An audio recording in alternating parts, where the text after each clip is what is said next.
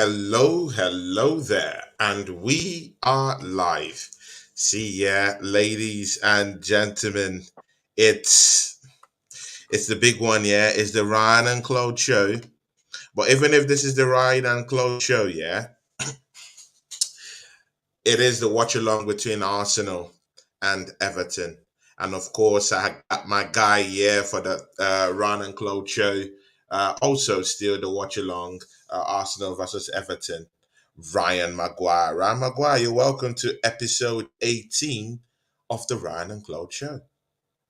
Yeah, man, getting there. Yeah, it Mm, should be a good one, should be a good game.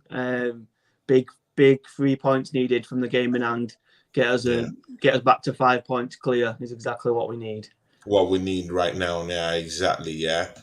Do you have the team sheet there? Let's see if. Uh, I know what it is. It's the same okay. as the last game. Obviously, you don't want to change the winning side, so it's Mm, pretty much the same. We've got obviously Ramsdale in the net. We're not going to drop. Same back for White, Saliba, Gabriel, Zinchenko, obviously, and then Jorginho centre mid, and then just above him, Xhaka, followed by Odegaard, and then the front yeah. three of Saka, Martinelli, and Trossard through the middle. Yeah. Yeah. Let's see what's gonna happen, man. It will be very interesting to see how Arsenal play with this one. Um, Ryan, what should we expect in this game? Oregon Gooner. He drops the big one down here. Ryan, you should admit Oregon Gooner. See, yeah, the 3 pointer, $5. My brother. Big ups to you, Oregon Gooner. Big ups to you, man. Thanks for joining us on the show today, man. Big ups to you. Hopefully you would be on the on the review of this match, post game show, probably maybe tomorrow or with even Deji Sports. So big ups to you, man. Manny Tangadurai, our guy, Manny, welcome back, man. Welcome back. I know Stephen's death, has brought a lot of pain, to you, his friends, and to me too, who has been his friend too. So, but anyway, we just have to move on from that, and still put him in mind and pray for him.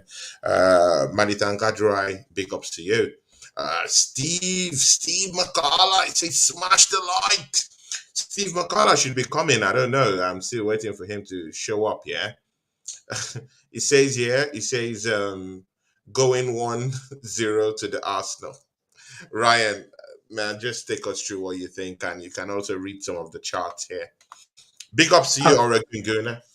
I feel, I'll side with Steve. I feel like it might be one of them games. I'd love a nice, comfortable scoreline. We've got the team to do it.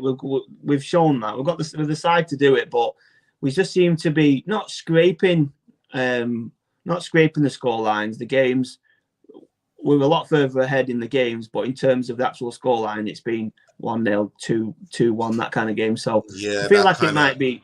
I think like it might be a 1-0, 2-0. I was hoping for a big score line, a comfortable score line, but at the end of the day, as long as it gets us 3 points, it does bother me. But like I said, I expect us to have majority of the possession, expect us to play with the flair that we're playing with, show some confidence after a couple of good results, and play confidently and then grab some goals, and a clean sheet. I'm hoping for a clean sheet as well. A clean sheet. Okay, wait. When you say a clean sheet, yeah, you did remember that Everton beat us up, when we went Tony, to Goodison Park. So Tony, I know. no, Man, I'm disappointed. I'm disappointed like you are. I'm just asking the questions. And it's my duty to ask you the hard-hitting questions. Ryan. I've said this for the past how long ago was it? About 4 weeks ago. I've said it for 4 weeks or however long it's been.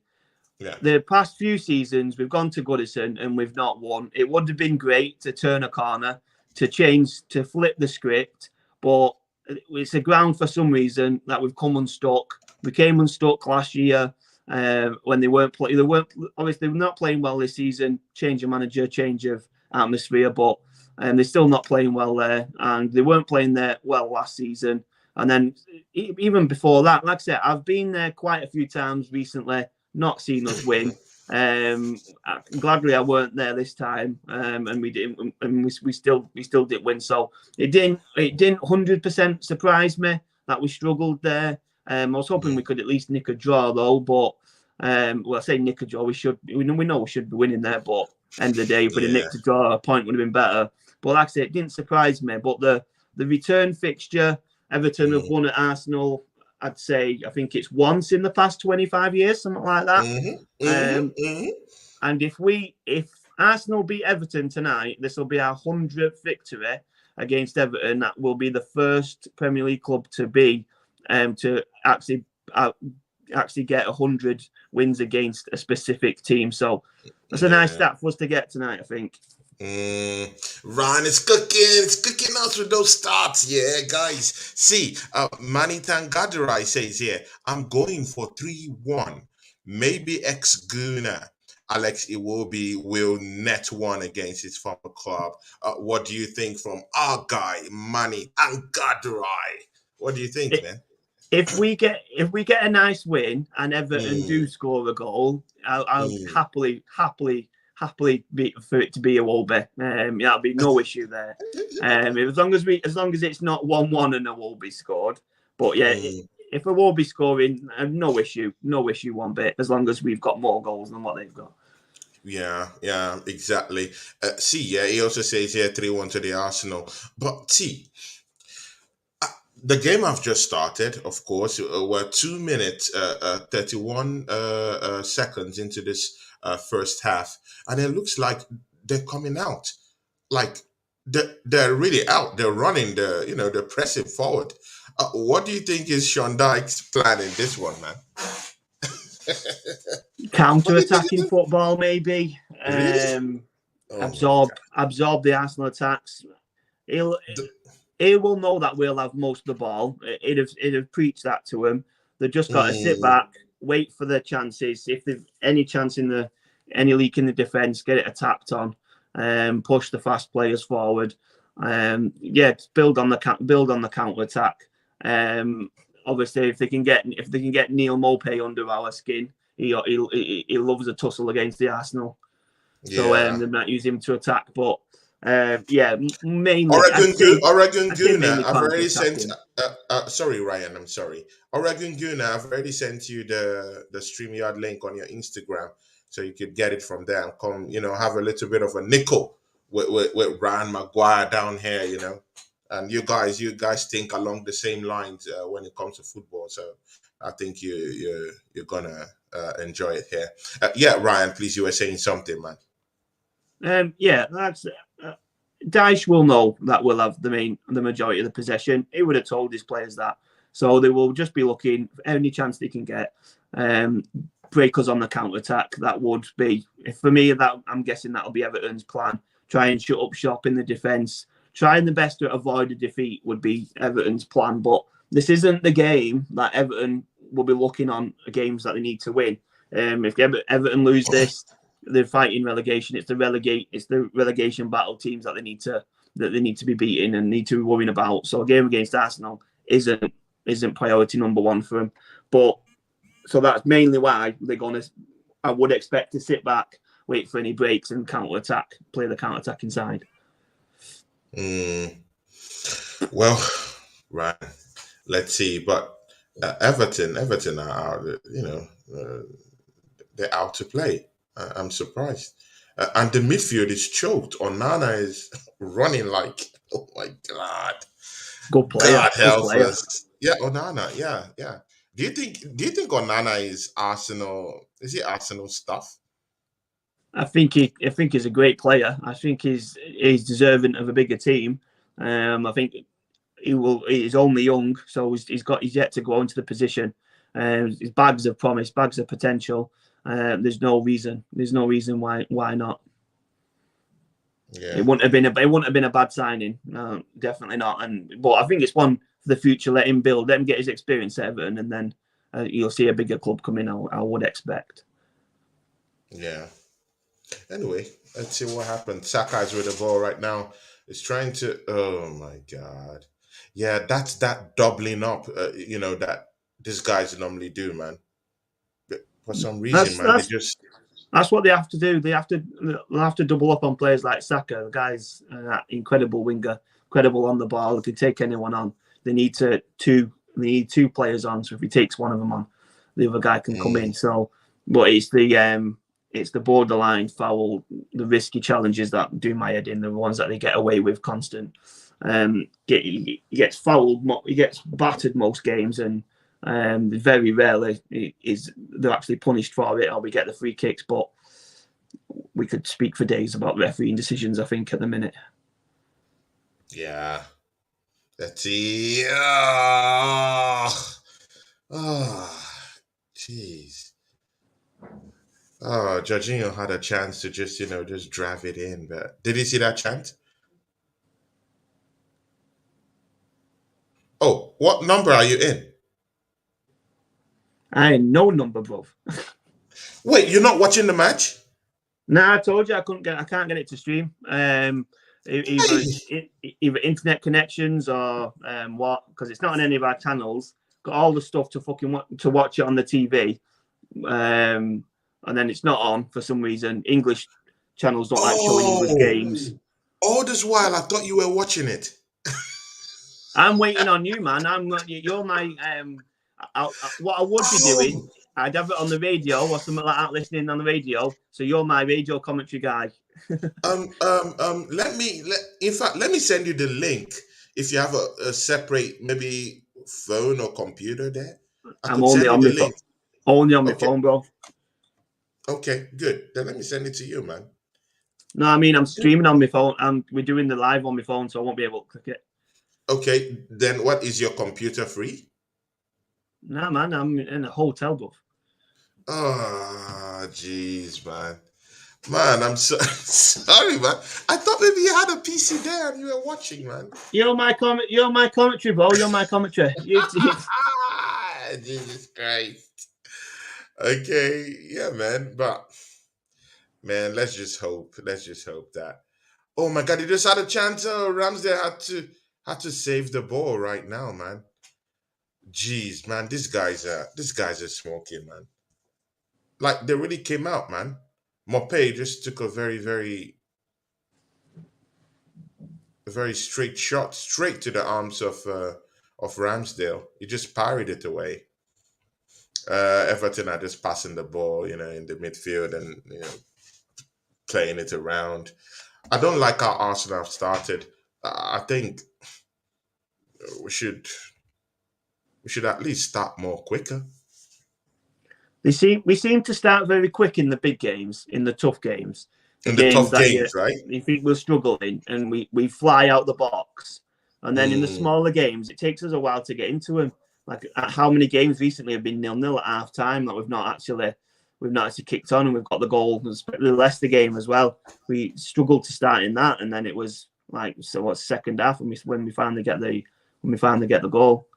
yeah, yeah. Although saying that, we had about 3 in the back of the net against Leicester Mm. that were ruled out. Oh my God help us, man. These guys are okay. There's a mistake with them. Saka's with the ball right now. Yeah. Oh my God. Oh my God. They're on a break now. They're on a break. Jesus Christ. Uh, oh my God. Ramsdale saves. Jesus Christ.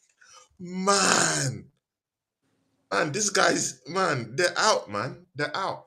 The same thing, the same way they were playing when we were at Goodison Park, it's the same way they're playing now. Only now they have more like, okay. Oh my God. Oh no. Trossard was trying to dribble in the 18-yard box. It's only that this time, yeah. The only difference is that this time, yeah, they are even coming out more. like they're coming out of their shell more and they're doing more work in the midfield. That's how strong these guys are coming at us. Oh, Martinelli. Oh my God, Martinelli just had a chance to turn the ball, but he just kind of like missed it. Okay, it's an offside. Okay.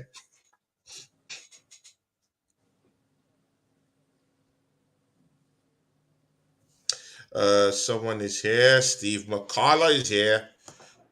Hey, what's going on, people? What's going on? Hey, Steve McCullough, welcome, man. I know you've done a show with Brian Maguire, my right hand Yeah, what's up, guy. Brian? Yeah, you know, with me and Yeah, him Steve, started how this we doing, channel bro? together. I'm good. I'm good. I'm doing all right. Man, Steve, man, what do you think? Arsenal versus Everton. They're coming out strong, right?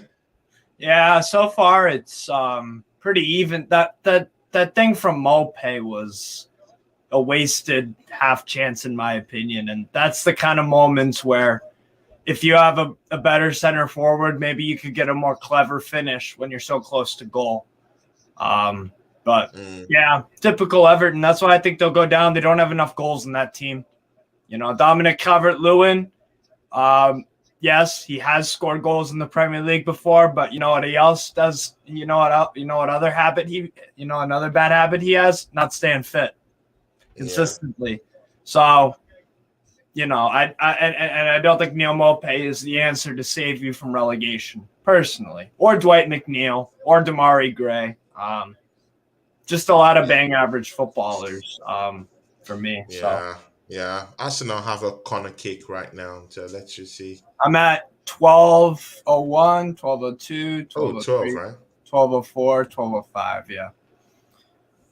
Okay. And also, I would like to say, obviously, rest in peace, Stephen Featley. Yeah, I want you guys to win the league. Manny, you can come. Manny, you can come in the second half, of course. But yeah, I would love more than anything for you guys to, win the league to win the league, right?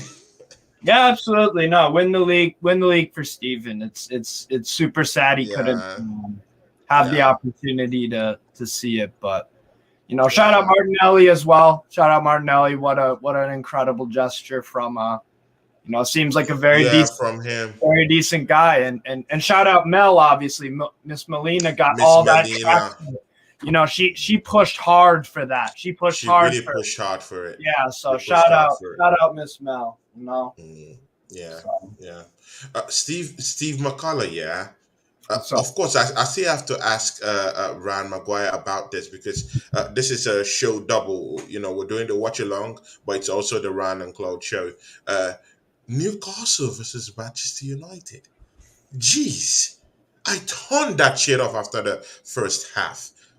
What was that, man? Tony, take me through your emotions in that matchup. A quick one, because of course it's not what we're doing today, but of course you joined us here, so we can as well talk about that.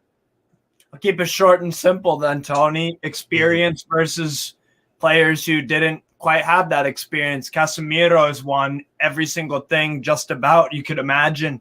David De Gea, he's been in finals before, and these kind of guys. Rashford, yes, we have players at Newcastle. Trippier's won a La Liga with Atletico Madrid. Definitely experienced player. Botman as well. Still young, but has won a Liga and title with Lille. We have a few guys here and there with some big time experience in these moments of winning trophies and whatnot. Same goes for Isak, who's played at Europa League level. Blah blah blah.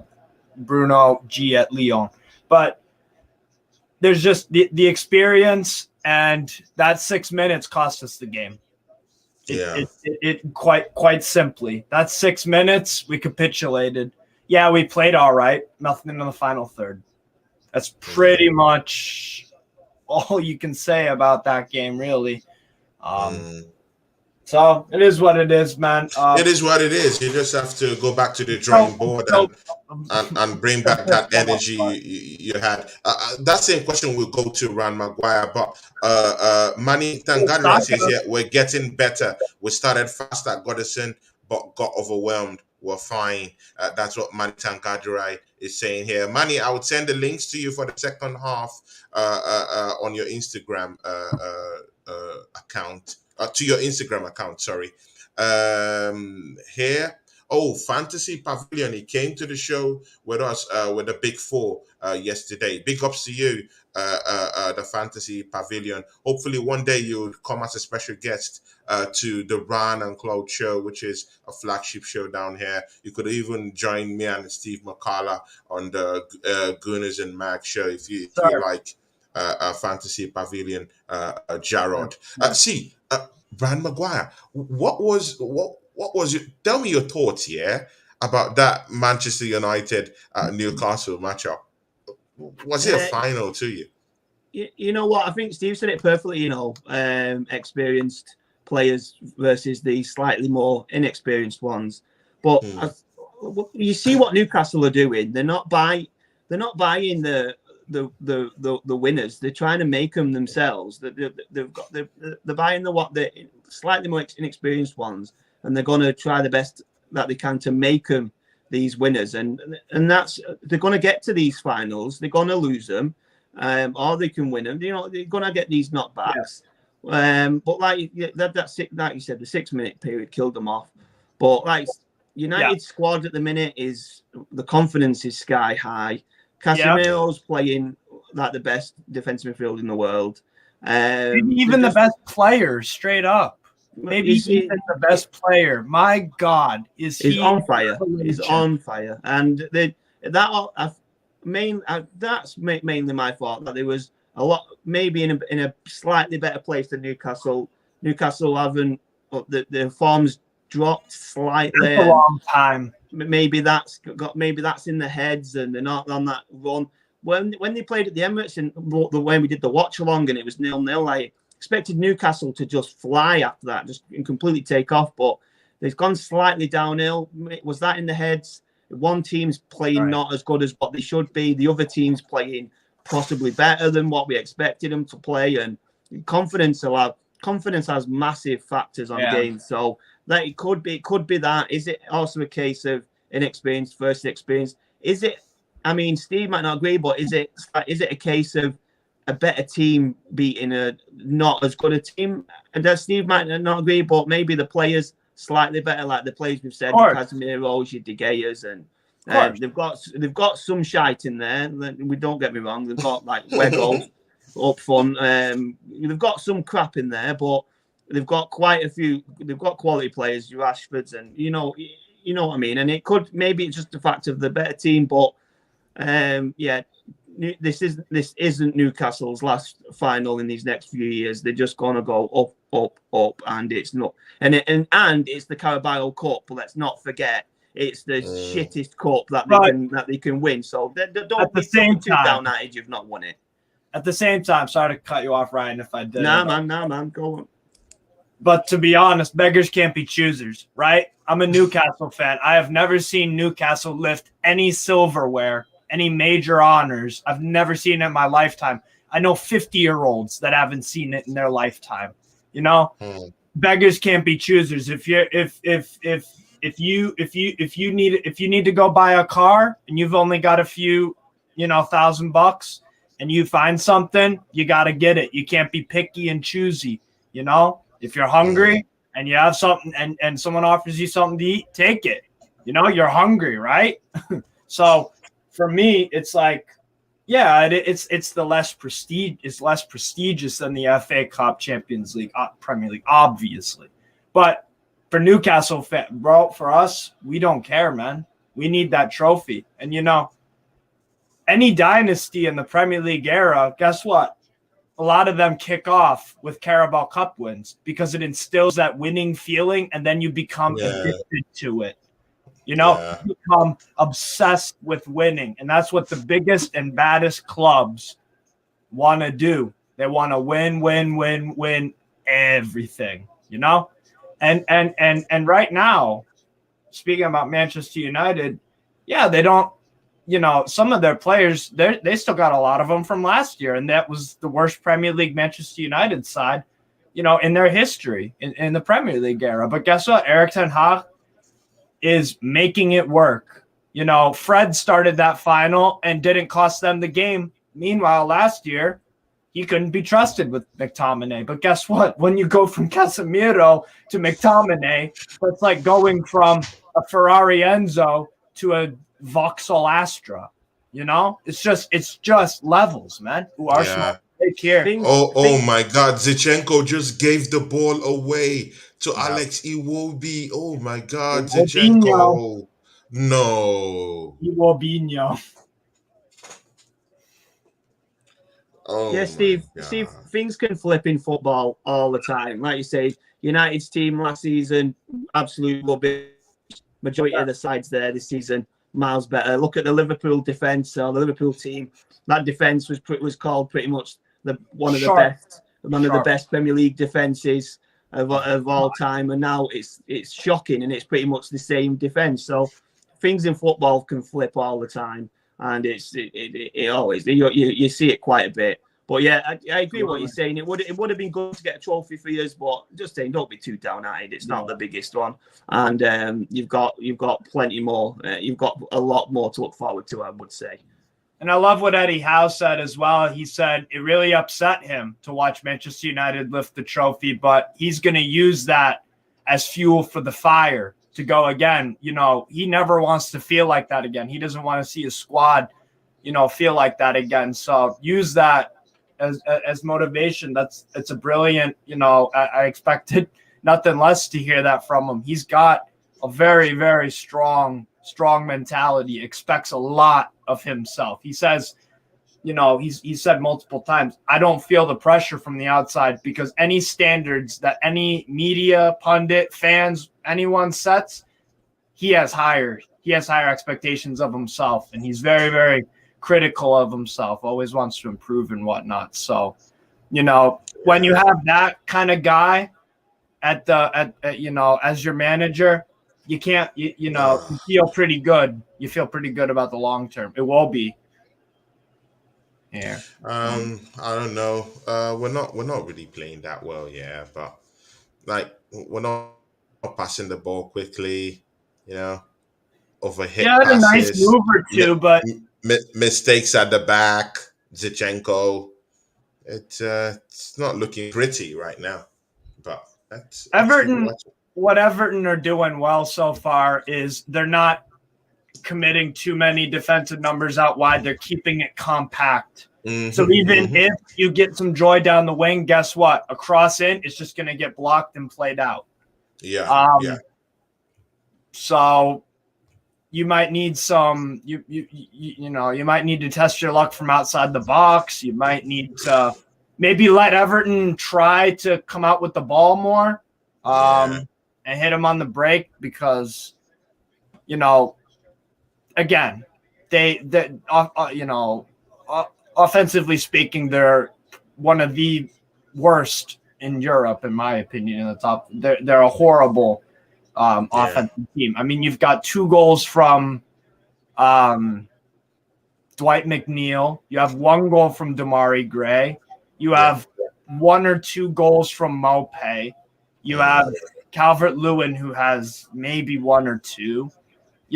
There's not many goals in this Everton team, so maybe let them try to, have a little bit more possession, because then you can get some space, because they need to win, right? How many games are left in the season? More 13 games for Arsenal. Exactly. So and Everton are staring dead in the eye of a relegation battle, so they need to win. They need to win. Yeah. You do too, obviously, for completely obvious, completely differing reasons on the opposite end of the table. But Premier League survival versus Premier League champions, Everton that club could be destroyed with the money they've spent if they get relegated. So it's desperation versus glory, essentially. And these Everton are hungry. It's the ability I question. But what's up, Manny, by the way? Nice seeing you, Manny. Manny Tangadurai is here with us. Hi. Okay, Tony. Yeah, big Tony, ups, good Manny. to see you. Big ups to all of you. Tony, good to see you. Sorry, Manny. Ho- Have you been with Rand Maguire before? Have you? No, and I was just about to come to it. Okay. First of all, Tony, hello to you. Steve, as always, good to see you. Yes, And sir. Ryan, wonderful to see you for the first time. Good evening to you, mate. How are you? Nice to meet you, man, mate. Nice to meet you. So, yeah, I'm actually ahead of all of you right now, and I'm one of the lucky ones who are watching this live televised. But it's not very good viewing. Aside from maybe Saka and one or two other people, we've looked awful. And if you've seen, Tony, I'd just like you to play the next to read the next comment, because you're going to see what's on my mind Okay. after Anthony Herbert's. Definitely. Anthony Herbert says here, last time Newcastle won a trophy. Great one for Steve, this. I think you're talking about 75 It's not 48 years ago. If 50, so, that was 1948. 55. Right. 55. You're 7 years off, Anthony. We probably did win a trophy in 48. That was probably when we won a bunch of FA. We won about 5 FA Cups in that 10-year span. Our last Premier League title was or not Premier League, actually, just Division 1. But listen, Machala, let me ask you, how old were you when under Kevin Keegan, Newcastle finished second in the Premiership twice in a row, and also went on to reach the final of, I think it was in 88 and 89, they had 2 consecutive FA Cup finals as well, yeah? I'm only 22, bro. I was born 2001, so you've missed all of that. Yeah, Ryan, you wanted to come in and say something. There was in 2 finals in 98 and 99. Obviously, we beat them 2-0, and United beat them 2-0. With this shirt. That amazing shirt back there. I think it was when United won the treble, they beat them. Shirt, absolute God shirt. Exactly. United would never have won the treble without beating Newcastle, and we wouldn't have won the double in 98 without beating Newcastle. So I think it's fair to say that Newcastle are a club which is close to our hearts. So, Machala, as always, you're welcome.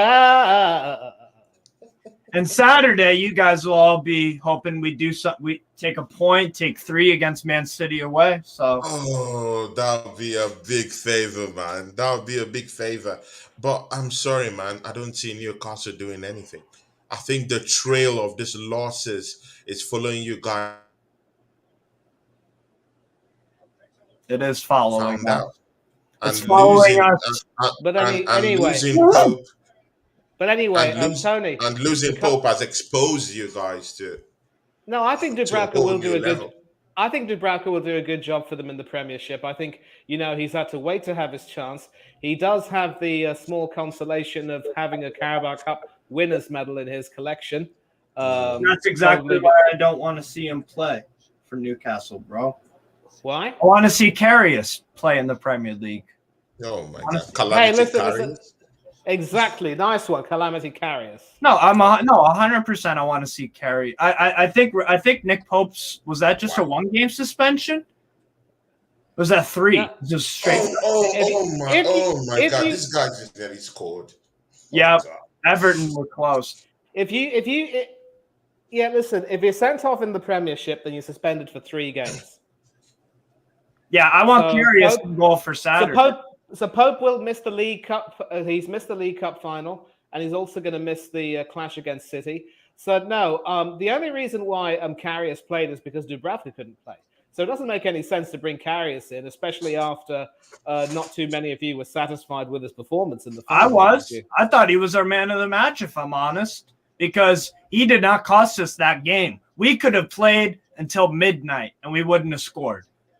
I actually would like to think that if he hadn't gone to ground too early for that goal, which was a deflection, sometimes as a goalkeeper, having been one myself, I used to be a good one until I stopped growing. 5'9" is not tall enough for anything, unless of course I could play some indoor football. Then I'm pretty certain that I'd kick it, except they'd all be blasting them at me at breakneck speed.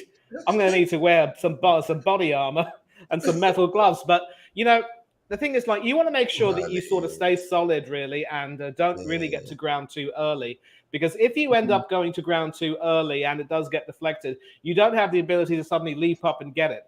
And sometimes, you've got to learn to stand your ground and time your dive well. I think if Karius had stood his ground, he wouldn't have conceded that goal. But maybe that's a fine margin. Maybe that's harsh.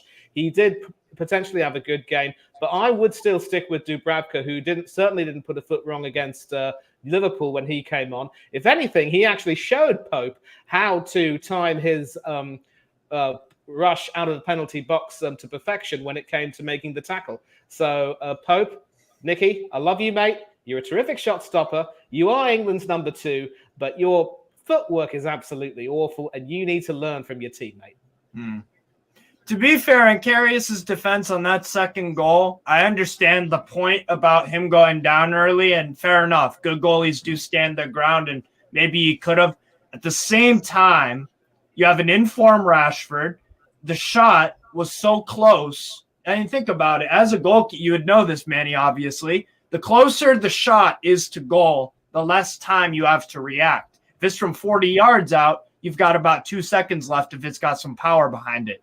If it's in your box, I don't know, 5-6 feet away from you, you have milliseconds, quite literally milliseconds. And then you add on the deflection. That's a good point, Machala. But what I would do is sort of just start a half squat. I don't go down immediately, because when you're half squatting, you have sort of enough time to adjust your position depending on what the ball does. And like I said, also, I thought it was I didn't think Karius cost us the game, because I think we would all agree the first goal was not Karius's fault at all. It was first of all a silly foul from Bruno Guimaraes, and then it was a quality ball in from Luke Shaw, and then it was a poorly defended. We let Casemiro, who's not 7'9", score a wide open header. So Karius wasn't to be. So even if, let's say, Nick Pope was in goal for the second and he saved it, were we scoring in that game? It didn't look like it. And we haven't been scoring in our previous games as well. So this is an I also think Howe got his team selections wrong, because he left quite a few of his regular starts in the Premier League on the bench. There was no Willock who wasn't starting, and a few others. Yeah. Willock. So far from what I'm seeing, Everton look very accomplished in defense. Sorry, Steve. What are you doing? Good. It's good. We're on. What are you doing? Yeah, but as I said, so Howe left quite a few of his regular starts on the bench. What did you think of his team selection that day for the final? It was fun. I wasn't surprised at all. I personally would have started Isak over Callum Wilson. I understood why Longstaff was in there because of the legs, and also, to be fair to Eddie Howe, Joe Willock, he talked about in his press conference, I believe, that he wasn't quite match fit to start the match, so that's why he came on as a sub. And Longstaff, to be fair, has been a pretty remarkable improvement. So he did, and there's also the side of it where you want a local lad in the team. Dan Byrne and Longstaff in a cup final for their boyhood clubs. So that was the other angle. That I'll tell you something. If I were Matt Targett, I would be regretting having joined Newcastle. But go ahead, Steve. You were saying? Well, about that actually, I do think I would like a change to see Matt Targett play on the left. Actually, for me, my man's if I was in charge, I don't think Eddie Howe will do this. I would go 3-4-3. I would go obviously I would go Karius in goal. I think he earned it after the final. I mean, think about it. There were 3 or 4 saves that were very, very good. So for me, I think he earned it. That's just me. I think he'll go with Dubravka. Then I would go a back 3 of Cher, Botman, Dan Byrne, and then I would go 4 in midfield. I would go Trippier, right wing back, and I'd go Joe Ellington, Bruno Guimaraes, and Matt Targett. And then you could either go 3 up top or 2, either 3-5-2 or 3-4-3. I'd probably go 3-4-3. And I would go for the 3 up front. I would go Almiron, Isak, and Saint-Maximin. So you drop Sean Longstaff, you drop Joe Willock, and you'd pretty much change the entire midfield. Very interesting. That's what I would do, yeah, because if you think about it, look at who Man City have lost to this year or drawn to. Spurs went 3 at the back against them. Everton did as well and picked up a point at the Etihad, and they're obviously rubbish. But, Brentford as well. Brentford also played a 3-5-2 against them at the Etihad and won 2-1. So for me, I'd like to see us hit on the counter because we played pretty football and some all right football, but I think in the final third we've just been lacking. It's ironic because you did hold them actually to a 3-3 draw at St. James's Park, where I believe it was Wilson, St. Maximin, and Almiron, I think, who were the goal scorers. Yes. Yes, they were. So for me, that's what I would go with. I think he'll go with a 4-3-3 though, and I trust whatever Etihad does. I want a performance though. Yeah. I was thoroughly disappointed. Not that we lost to Manchester United, who have been quite remarkable this year. I said that they'd finish 5th and pick up a cup maybe. We got beat by the better side. So. Ryan Maguire, while Steve and Manny Tangadarai are going on a long epistle about Newcastle versus Manchester United, we are here legitimately worried about what's going on with Arsenal. This is worrying. There is nothing for you to worry about. We're at the Emirates. We'll break them down. Listen, it's a Daesh team. Listen, I told you. Daesh has set his team up to obviously be a lot more tidy in defense and threatening in midfield, and that's exactly what they've done. And so far, they've been forcing us into making some pretty poor clearances, and that's another poor giveaway. This time from the right back, Ben White. Bear in mind, I'm ahead of a lot of you, so I'm a little bit ahead. I'm seeing things before you are. But look, he just has to change everything. I would like to see him, take off Zinchenko and bring on Kieran Tierney, tighten things up on the wing. Otherwise, Iwobi and company are going to continue having a field day down there. I think Tarkowski, by the way, has been for me, I think he's been their man of the match. I think he's dealt with everything professionally, proficiently, and I think he's been excellent today. And I think Everton are, like you said, this is Daesh, man. This is Daesh. If Arteta can't get over this kryptonite today, when is he ever? Oh, gosh, man. We need this win, man. We need this win. Ryan, do you have anything to chip in? Are you jittery right now, or what's your emotions right now? A lot of teams can be defensively sound and can set up perfectly in defense, but the best teams have to find that way of breaking through that defense if we want to win the league. If we want to challenge for the league, we need to find a way to break this kind of team set up down. A lot of teams will come and play Arsenal, and this is how they will set up. They will try and mainly to stop us. Everton, as well as stopping us, are giving a goal as well, which is good to see. I would rather see teams going for it other than completely parking the bus. But teams will completely pack the bus, and teams will do it well. And we need to find a way to pick it and to get through. You would think with the players we've got, the Odegaard, Martinelli, Trossard, Saka's, the attackers that we've got, that we will find that way to break it through. It will just come with time. And like I said before, a lot of the games recently have been 0-0 at half time. A lot of you have probably been panicking, but we found the goal in the second half. We found that way breaking them down. Our fitness levels are really good, so we can usually, if we can't get through, we can tire them out and we'll hit them when they're tired. And because our fitness levels are crazy. Well, Ryan, I love the way you speak because it could very well be sooner than you think.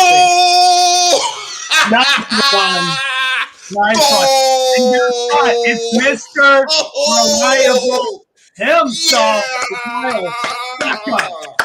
Yeah. I was critical of Zinchenko as a defender. as someone who contributes to the attack, he's amazing. Yeah. But listen, that's why you cannot play him as a left back. Play him in the midfield.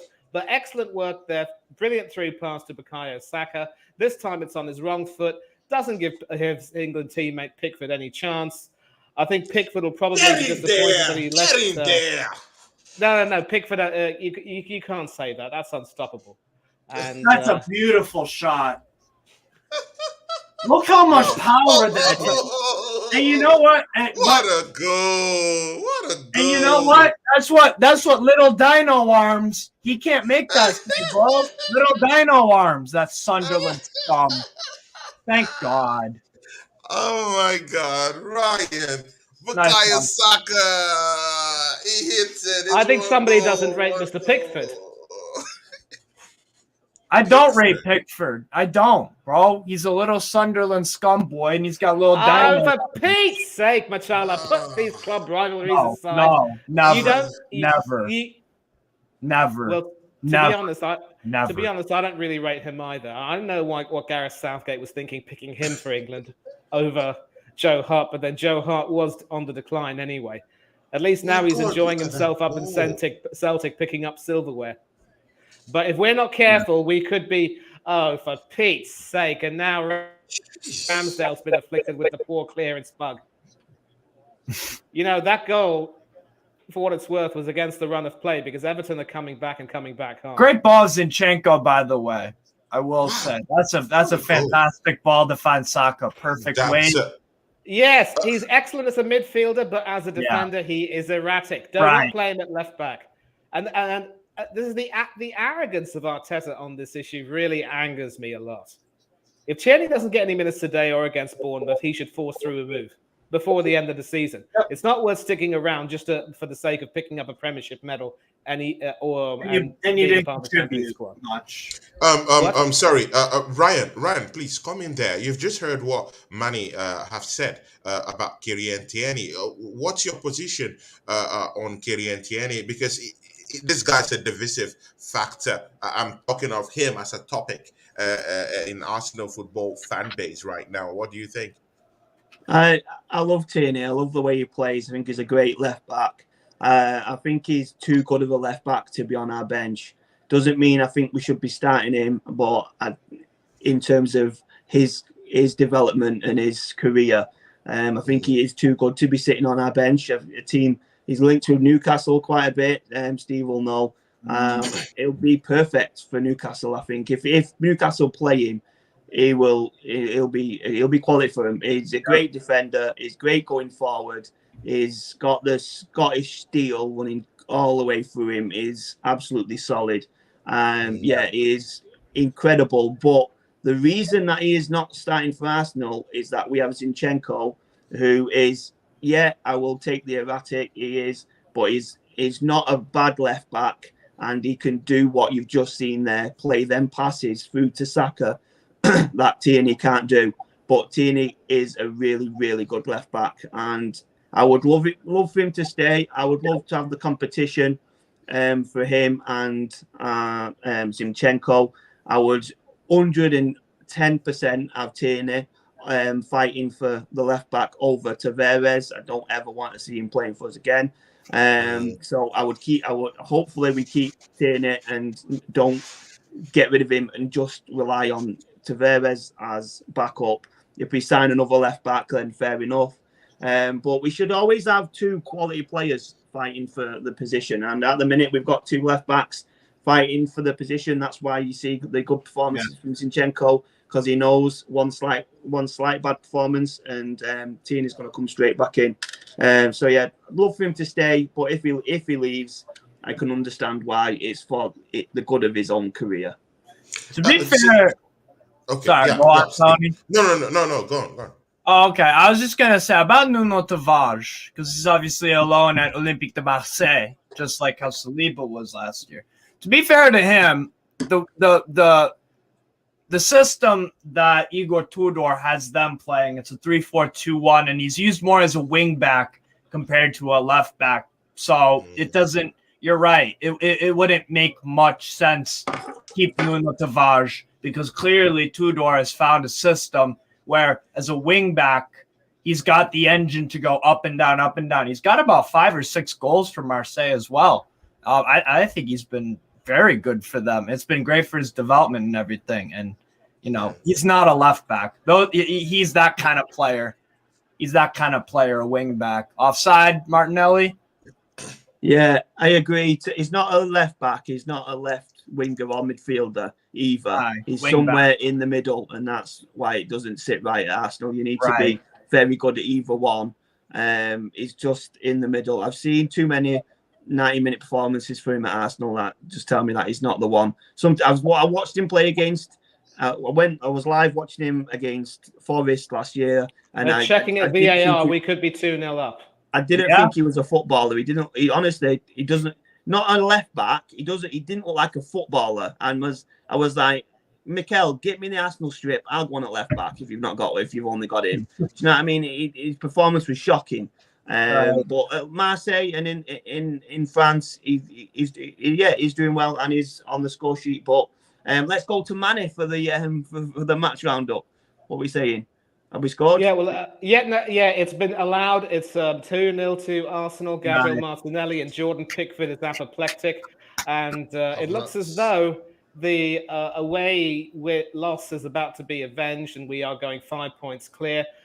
You could once again say that it's against the run of play, but I think Everton are struggling. They are struggling. Get in there! Get in there! Yeah! Steve Church! Yeah, Gay over there. Yeah! Committing the cardinal sin of not playing to the whistle.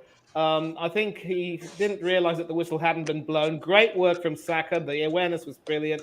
And then Martinelli was left alone.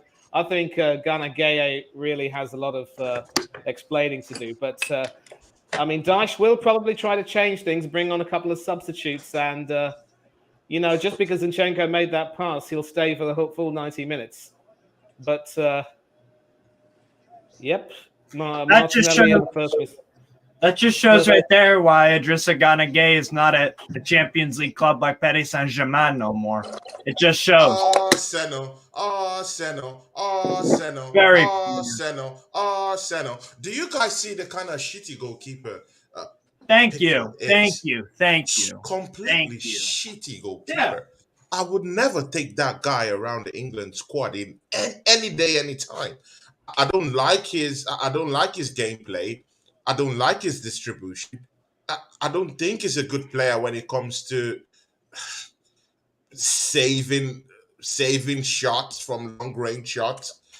He's just not good. He's not aware of anything. I don't like Bigfoot for anything. But here's the thing.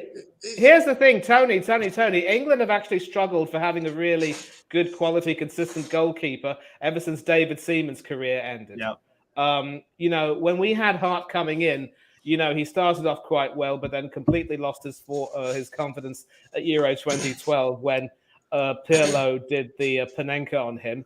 And since then, a lot of his weaknesses have been exposed. I certainly didn't rate Pickford very much either when he was at Sunderland, and I consider him to be an exceptionally lucky sort of person. But credit to him, he's never let England down, and he's another keeper who plays the system. But let's not be under any pretensions that Ramsdale will be better, because when he played for England against Hungary in the Nations League, that performance, my God, was absolutely, diabolical. As a goalkeeper, he leaves far too big gaps between his arms and his body, which means that he will be very susceptible to really powerful shots hit at him, just like Pickford. He's not good on one-on-one situations. Any goalkeeper can. Any striker can back himself to, just bear down on him and, put the ball past him the way Anthony did at Old Trafford. And halftime now, Arsenal 2 to the good. And the only thing that, he sort of made a killing off that save against Leicester at the King Power Stadium, but his decision making also isn't exactly the best. And the only thing he really has going for him consistently is the fact that he's a good distributor of the ball with his goal kicks or what have you, quite accurate in finding a teammate and contributing to the attack. But in this mad rush to make sure that goalkeepers are good with the ball at their feet. It's as if they've forgotten how to actually, save shots, and it's just it's really poor. Being good at your feet is something that you can always learn. Emi Martinez will testify to that. But unless you have the basics right when it comes to goalkeeping, you simply won't be good enough. And that's why, in as much as I absolutely don't rate Pickford, I also, I'm sorry to say, don't rate Ramsdale either. And if I could have Emi Martinez back at Arsenal in a heartbeat, I would say, yes, please. Of course. Or as he would say, sí, por favor. See, Ron Maguire, do you necessarily agree with Manny Tangadra? If you do have any kind of disagreement I with see him whatever shaking he his said, head. By the way. is a very opinionated person. But Ryan, please do come in and let's hear what you think. Do you agree with everything Manny have just proclaimed? No, as you could tell, and no, it's listen. For me, I agree with Manny actually, but I would like to hear your difference. I don't think Ramsdale's one of the best keepers in the world. He's still got time on his hands. His shot stopping sometimes. His decisions are a bit out there. His distribution, is obviously it's top. It's normally top quality from what we've seen. It's sometimes it's amazing, and but that I can't really talk on the Ramsdale situation. I'm not the best one to discuss it because I'm very biased on Ramsdale. Because like traveling to away games, I've met his mum and dad quite a bit. And we've spoke quite a bit at the games, and they're just amazing people. They're great people, and I can't now say that he's not good or he's whatever. And so I am slightly biased on that because I'm not friends with him. Don't get me wrong, we're not best pals, but I have met and they're really down to earth, proper, normal people. So in other words, you're not looking at it objectively. Right. No, 100%. Well, I can back you up. But what I will say though, or what I will definitely say, 100%, I would not have Emi Martinez anywhere near Arsenal, especially the way that he acts and the way that he's spoken about us since then. It just is went for a period of every conference he did, he mentioned us. And I don't get the celebrations of with the man of the match, whatever it was at the World Cup that he won, and it was all just a bit. It was just a bit daft and a bit. And he just annoys me. He's a bit prattish, and so I wouldn't take Martinez. But go on, Steve. What do you want to say, mate?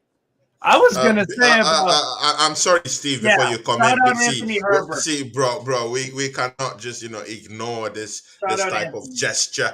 Anthony Herbert, a member of this channel, he just gave us £1. Big ups to you, my guy. Thank you very much for that. For that token, man. Enough love to you. I know this week has been a very, very horrible one for most of us who share Stephen Fittley as a mutual friend. Manny also deeply involved with working with this guy. You too, Anthony Herbert. You too, you've been on shows with that guy, and me too. He's graced my show. That guy showed me love. Even this month, Stephen Fittley still paid for his membership to my channel. That's how lovely this guy is. So I know he hit you pretty bad, Anthony Herbert, but Manny's here, I'm here, you're here, and we also have a circle of friends that that will help us go through it. So big ups to you, Anthony Herbert.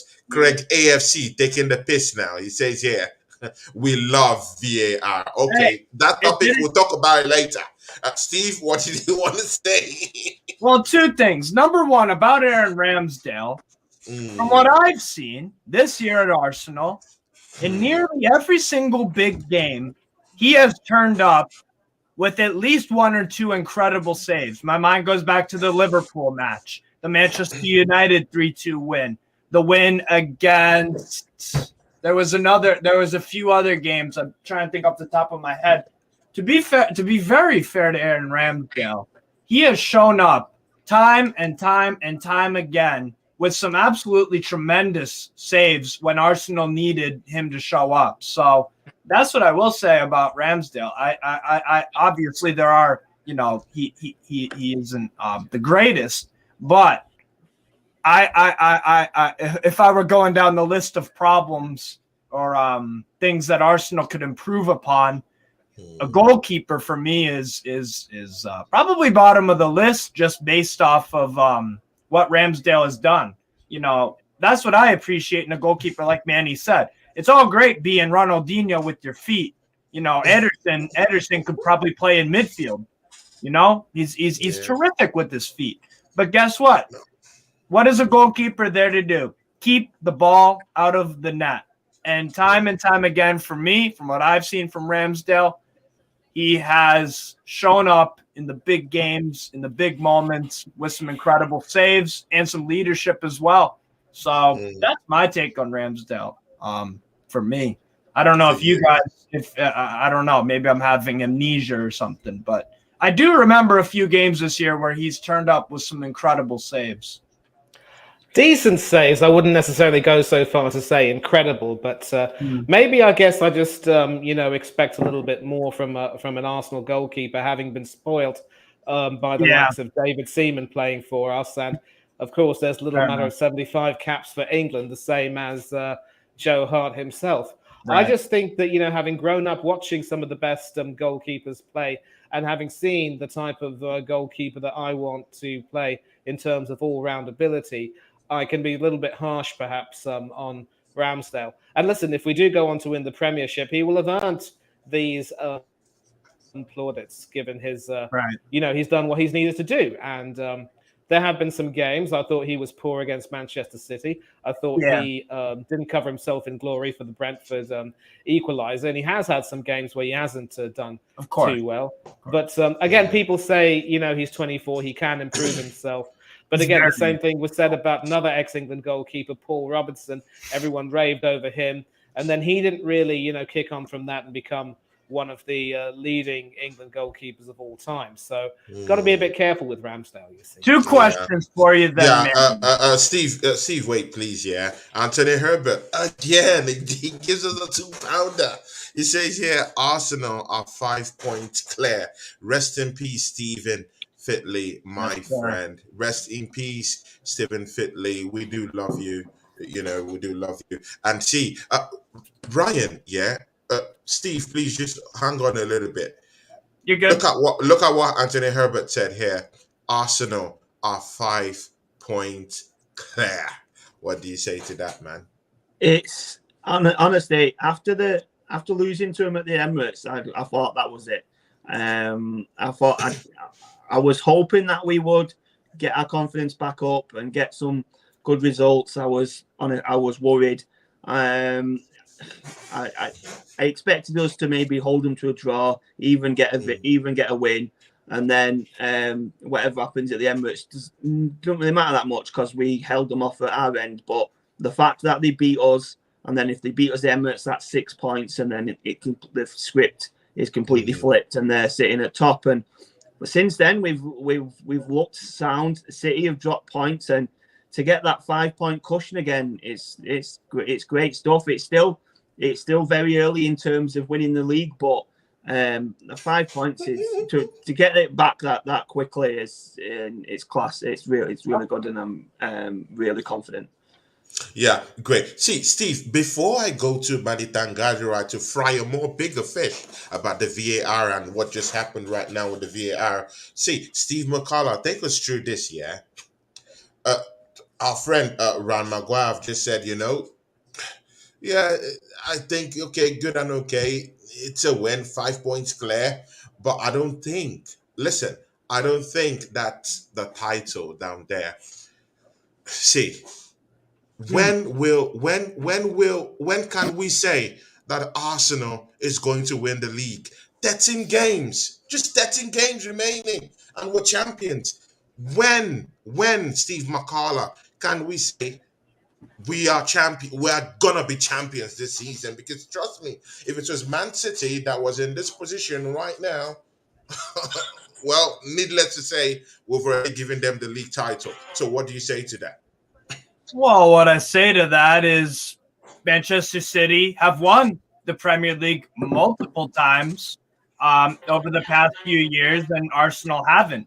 That's the first easy, response to that. And number two, again, Tony, this is as much as Man City have not been at their peak of their powers and whatnot.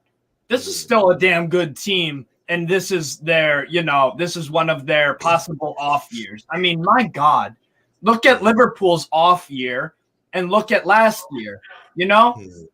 Yes, there's been a slight drop off from Man City, but they can turn it on at any time. The thing is, for me, you can say Arsenal win the Premier League when you lift it. Because unless Manchester City have a catastrophic injury crisis of some sorts, or whether they, for me, you've got to look out for them because they've been there and done that, quite simply. So that, for me, I just think people are being a bit cautious because you don't want to get your hopes up. But what I do want to say, though, is I hope, like I said earlier, I hope, you guys do win the league. I really do. For Steven, finish the job. Steven. Absolutely. 100%. Absolutely. That's what I want to, that's what I want to see personally. Whether Arsenal can do it, well, like you said, there's only 13 games left. But on the flip side, if Man City go clear with 10 games to go, that 10 games seems like, even quicker. Even quicker to try to recover. So you guys are doing the business today, albeit the performance hasn't been, exceptional or anything. But you know what? About the second goal, I absolutely love that question is for Manny Tangadrai. All right. Yes, go ahead. Manny. Steven wanted to jump in, but of course, when you finish, Steve Mahala will jump in for that one. But we know what we've been going through with VAR this season, Manny Tangadrai. You know what we've been going through, and of course, there was a certain referee who was in the VAR control room. He forgot to draw the lines. He forgot his main job was to draw lines when there's an offside or when there's an offside check. He didn't do it. He was thrown out the league. Maybe through, some other means, but in other words, he was sacked, right? Good and okay. Now we come here right now. This second goal, it was disallowed by the referee, and the referee was now advised to go in and check, to at least check out what the VAR had to say. The lines were drawn. Arsenal scored the second goal. Does this in any way tell you about the advantages and disadvantages that Arsenal have been getting with the VAR this season? What was the question? I didn't get you. Does this shed light on the discrepancy that Arsenal have been having with the VAR this season? Look, Two matches ago, no lines drawn. Right now, lines are drawn. It was disallowed. Lines are drawn, and found out there's no offside. So, these discrepancies. Do you think it has really affected Arsenal as a football club in any way, or do you think it's something we should just close our mouths up? We should not talk about it. We should just close our mouths. Of course, you shouldn't talk about it, Tony. The great Jock Stein, Celtic manager and former Scotland boss, said it perfectly. If you play well enough, the referees and the linesmen won't even be a factor. It's as simple as that. It looks as though Everton might be making a couple of halftime changes. I will keep you updated. And especially what angered me was Arteta's, criticism of, it looks as though Mason Holgate will be coming on to try to, strengthen the back. And Thomas Partey is coming on for the second half for Arsenal. I think, I don't know if Jorginho's being rested or maybe Odegaard's being taken off. I'm not too sure. Jorginho's being taken off and Partey's coming on. Maybe Jorginho has a knock. And Holgate should be coming on for one of the defenders. It could possibly be. We're going to see who Holgate's replacing, because I think it's fair to say that the defense hasn't exactly covered themselves with much in terms of glory. Or is Holgate slotting into the midfield, perhaps? Maybe Gay has been taken off for Holgate. We'll find out. But I always say that you have to control what you can control. Yep. What happened with the non-drawing of the lines that day was in many ways incompetence. But for Arteta to really pound on that and say that was really poor was out of order, because Arsenal had chances to score against Brentford. We never should have conceded that goal.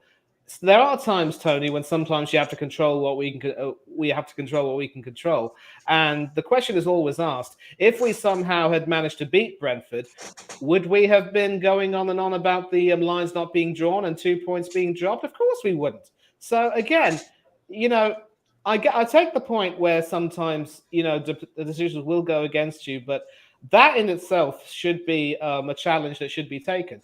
And Arteta's comments that day, in my opinion, were absolutely disrespectful and disgraceful. I agree that Lee Mason probably had to be, demoted, because that was a pretty poor job there. But Arteta showed a lot of weakness and really thin skin that day. Because if I can just paraphrase Sylvester Stallone from Rocky Balboa, I don't know if you've watched the film Machala, but you'll know this dialogue well. The Premiership isn't going to be all sunshine and unicorns and rainbows and beds of roses. It's sunshine and rainbows. It's an exceptionally mean, uncompromising, nasty league. And I don't care how good a manager you think you are. I don't care how good a team you think you're managing. You're going to get beaten down many times, and you could be kept down if you allow yourself to be kept down. The Premiership will continue to hit you exceptionally hard, like no other league, probably. But it doesn't really matter how hard you get hit. It's about how hard you can hit. It's about how hard you can get hit and continue to move forward. In other words, you're giving the Premier League license to rip off our goals and steal our goals away from us. No, I'm not. Manny. No, I'm not. Tony, please, you have to let me finish my train of thought, okay? This is not fair. You have to get hit and keep moving forward, and that's how you win. If you think you're good enough to win the Premiership, go ahead and win the Premiership. Get what you're worth. But you've got to be willing to take all these obstacles that come at you and not point fingers at people saying you're not where you want to be because the linesman didn't draw the lines, or VAR was crappy, or because of some poor decision that went against you, because winners don't do that. Cowards do. And if you're going to keep doing that, then you will never be a winner. You'll always be a coward. Now, to answer your rhetorical question, no, I am not giving the Premier League license to continue to rip Arsenal off. But today was an example of how, things worked in our favor. So sometimes you've got to learn to take the rough with the smooth, and things have a habit of, balancing themselves out over the course of a season. So am I defending the application of VAR and how it's being used by the officials? Far from it. I think some of the officiating in this Premier League has been absolutely diabolical, and those who have been guilty of some dreadful decisions should lose. Yeah, and those who've been guilty of poor decisions should face a review and should lose their jobs. But does that give us any right to moan about the referees and say, we've been screwed over so many times? No, because if we end up winning the Premier League, I guarantee you're going to look at this and say, you know what, everyone was against us and we ended up, beating the odds and winning. So you can't have things both ways. You can't have the penny and the bun, you see. Steve, I wanted to chime in on this, Manny, I hear you. That's a logical argument that you just brought up there. You see, but Steve, Mahala, you go into Manchester United, Old Trafford, you lose that game in a very painful manner, mostly in the manner that we lost that game that day.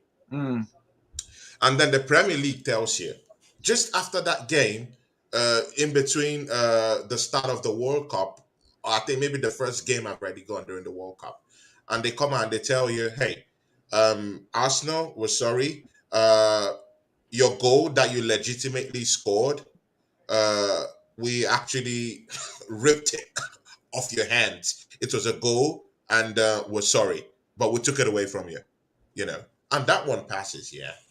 After that, the drawing of the lines and at Brentford. See, all these games are title deciding games. Do you know why I'm saying that? Because points were being lost in those games. So it's pivotal to us, or equivalent to us, losing points that would have naturally helped us to win the league.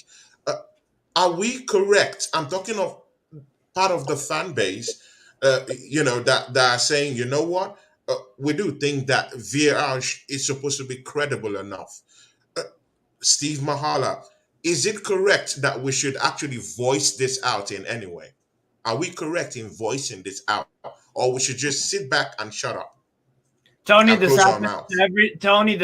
to every single Premier League team. Arsenal are nothing special. I want to take you back to about the lockdown year. So about 2 years ago, Aston Villa played Sheffield United. Sheffield United got promoted that year, and we're actually challenging for a European spot, remember, deep into the season.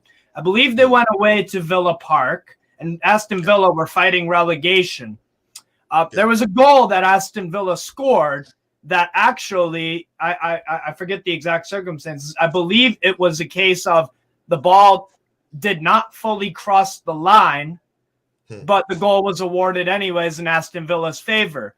So therefore, Sheffield United lost out on 3 points, and they were actually only about 2 points off of a Europa League qualifying round spot. And Aston Villa actually survived at I forget the team that they beat. Aston Villa survived relegation by about a point. So that impacted Sheffield United and Aston Villa's history if that goal gets correctly disallowed. But it didn't. Sheffield United could have gone on to Europe. Maybe they go on to win the Europa League. Maybe they go on to win the Champions League. Who knows? And Aston Villa could have gone down to League Two. These things happen.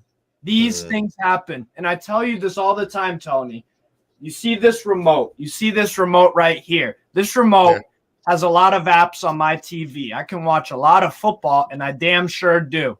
When I put on a game from England, whether that's a championship game, a Premier League game, an FA Cup game, or just any game with an English ref, I have to say to myself, if there's crappy officiating, guess who's at fault? It's you, brother. It's you. You turned on the game, and you've seen through years and years and years that the refs in this league are crap. This is nothing new. This is not, like I said, I just brought up an incident from 2 years ago that possibly altered the history of Sheffield United and Aston Villa forever. A ghost goal. So these things happen. These things happen to every single club. Newcastle have been shafted. Brentford have been shafted. They got shafted against Palace. This stuff happens every single week. Manchester United, Casemiro got a straight red for doing this. On Will Hughes. Meanwhile, Ayew was punching a guy, literally shoving him, and that's not a straight red. There is incompetence at every level of English officiating, Tony. Arsenal are not the only victim of this, nor are they the only beneficiary of it. Okay, good. I hear you. Don't judge me. I'm just I'm not judging. Moderator here, but I need to ask this question. I'm just bringing you my perspective, right? Whenever I can choose to watch the Premier League, I can choose to watch Liga, I can choose to watch MLS, and all of those have various levels of different officiating standards and proficiency. The Premier League is not very high on that list. Is that a surprise? We've known this for years. And I keep telling you this. And the Premier League, until they're the top dog right now financially and globally right now, until they're not, they will have no motivation to change the problems that English football does face. Yeah, true. Just before I go to Ran Maguire to just chip in and let's hear what he has to say. I don't know if he has opinions on that.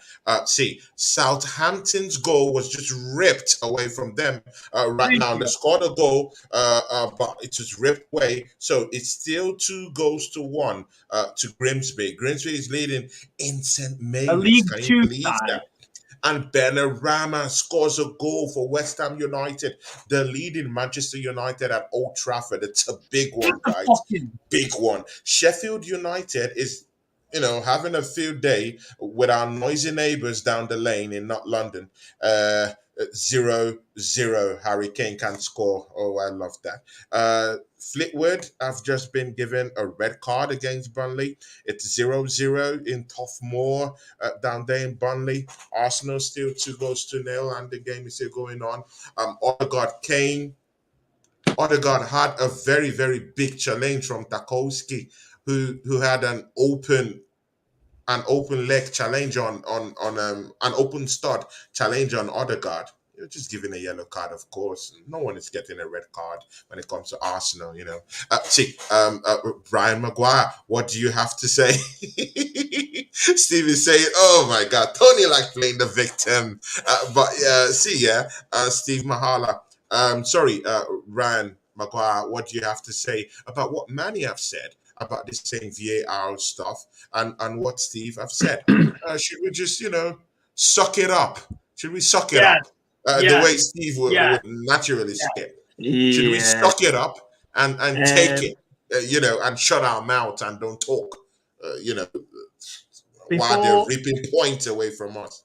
What's made me laugh is when Steve was talking about the Sheffield United and the goal over the line.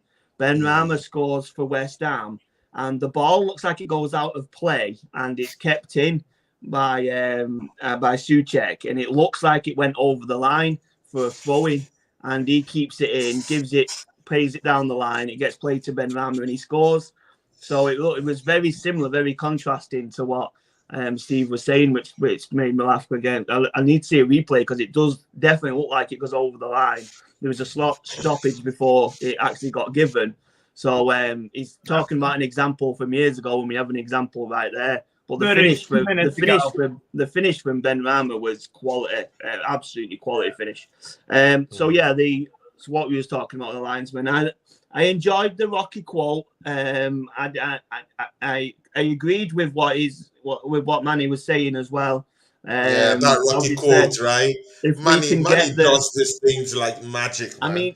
I mean, he butchered it slightly. I'm not going to say that Rocky's one of my favorite films. He butchered it slightly, but it goes perfectly. To be fair, you have to take the punches, you have to take the hits, and you know what he's saying. And if you're playing well, and if your performance is there, and you might not need to rely on them. But I would also say some games are really tight, and you win by scoring your only shot on goal. It happens quite a bit. And if your only shot on goal is ruled out for offside, that isn't, then we can look at the linesman and we can look at the decision. So, I do agree. If you're smashing it anyway, you don't need to look at it. But them tight margins in the big games, your games against Cities, your games against Uniteds, Newcastles, where Newcastle especially, the 0-0, that one chance that we've got, if we stick it in the back of the net and it's ruled out wrongly, then we've got an argument. And again, what Steve said, it's not just Arsenal, it's everyone. The officiating in our league, ever since I started watching football, how long is that, Ryan? How long have you been watching EPL? Well, I'm 34, so it's a while, and as I've been, obviously because I'm English, so it's the league that I've watched most, and until like I say, until getting older, and then watching most of the others and that.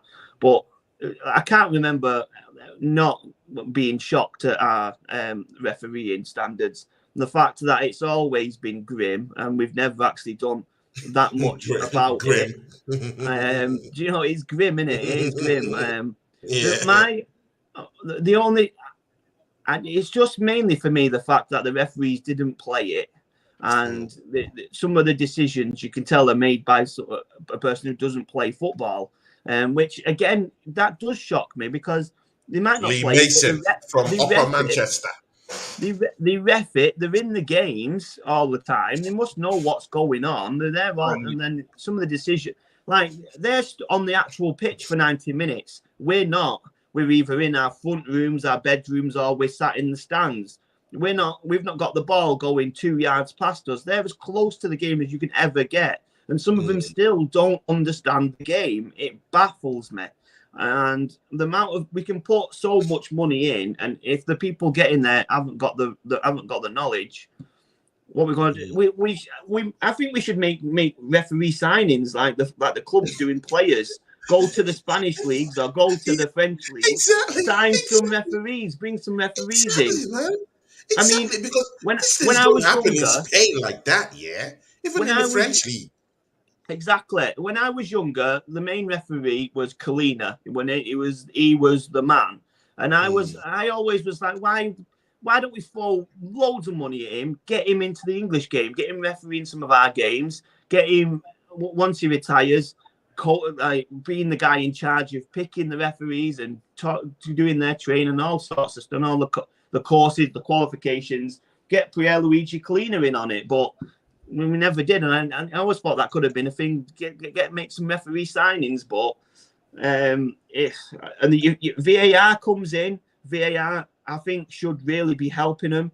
They don't have to make as many decisions because the VAR can look at it on a replay and tell them what's gone on.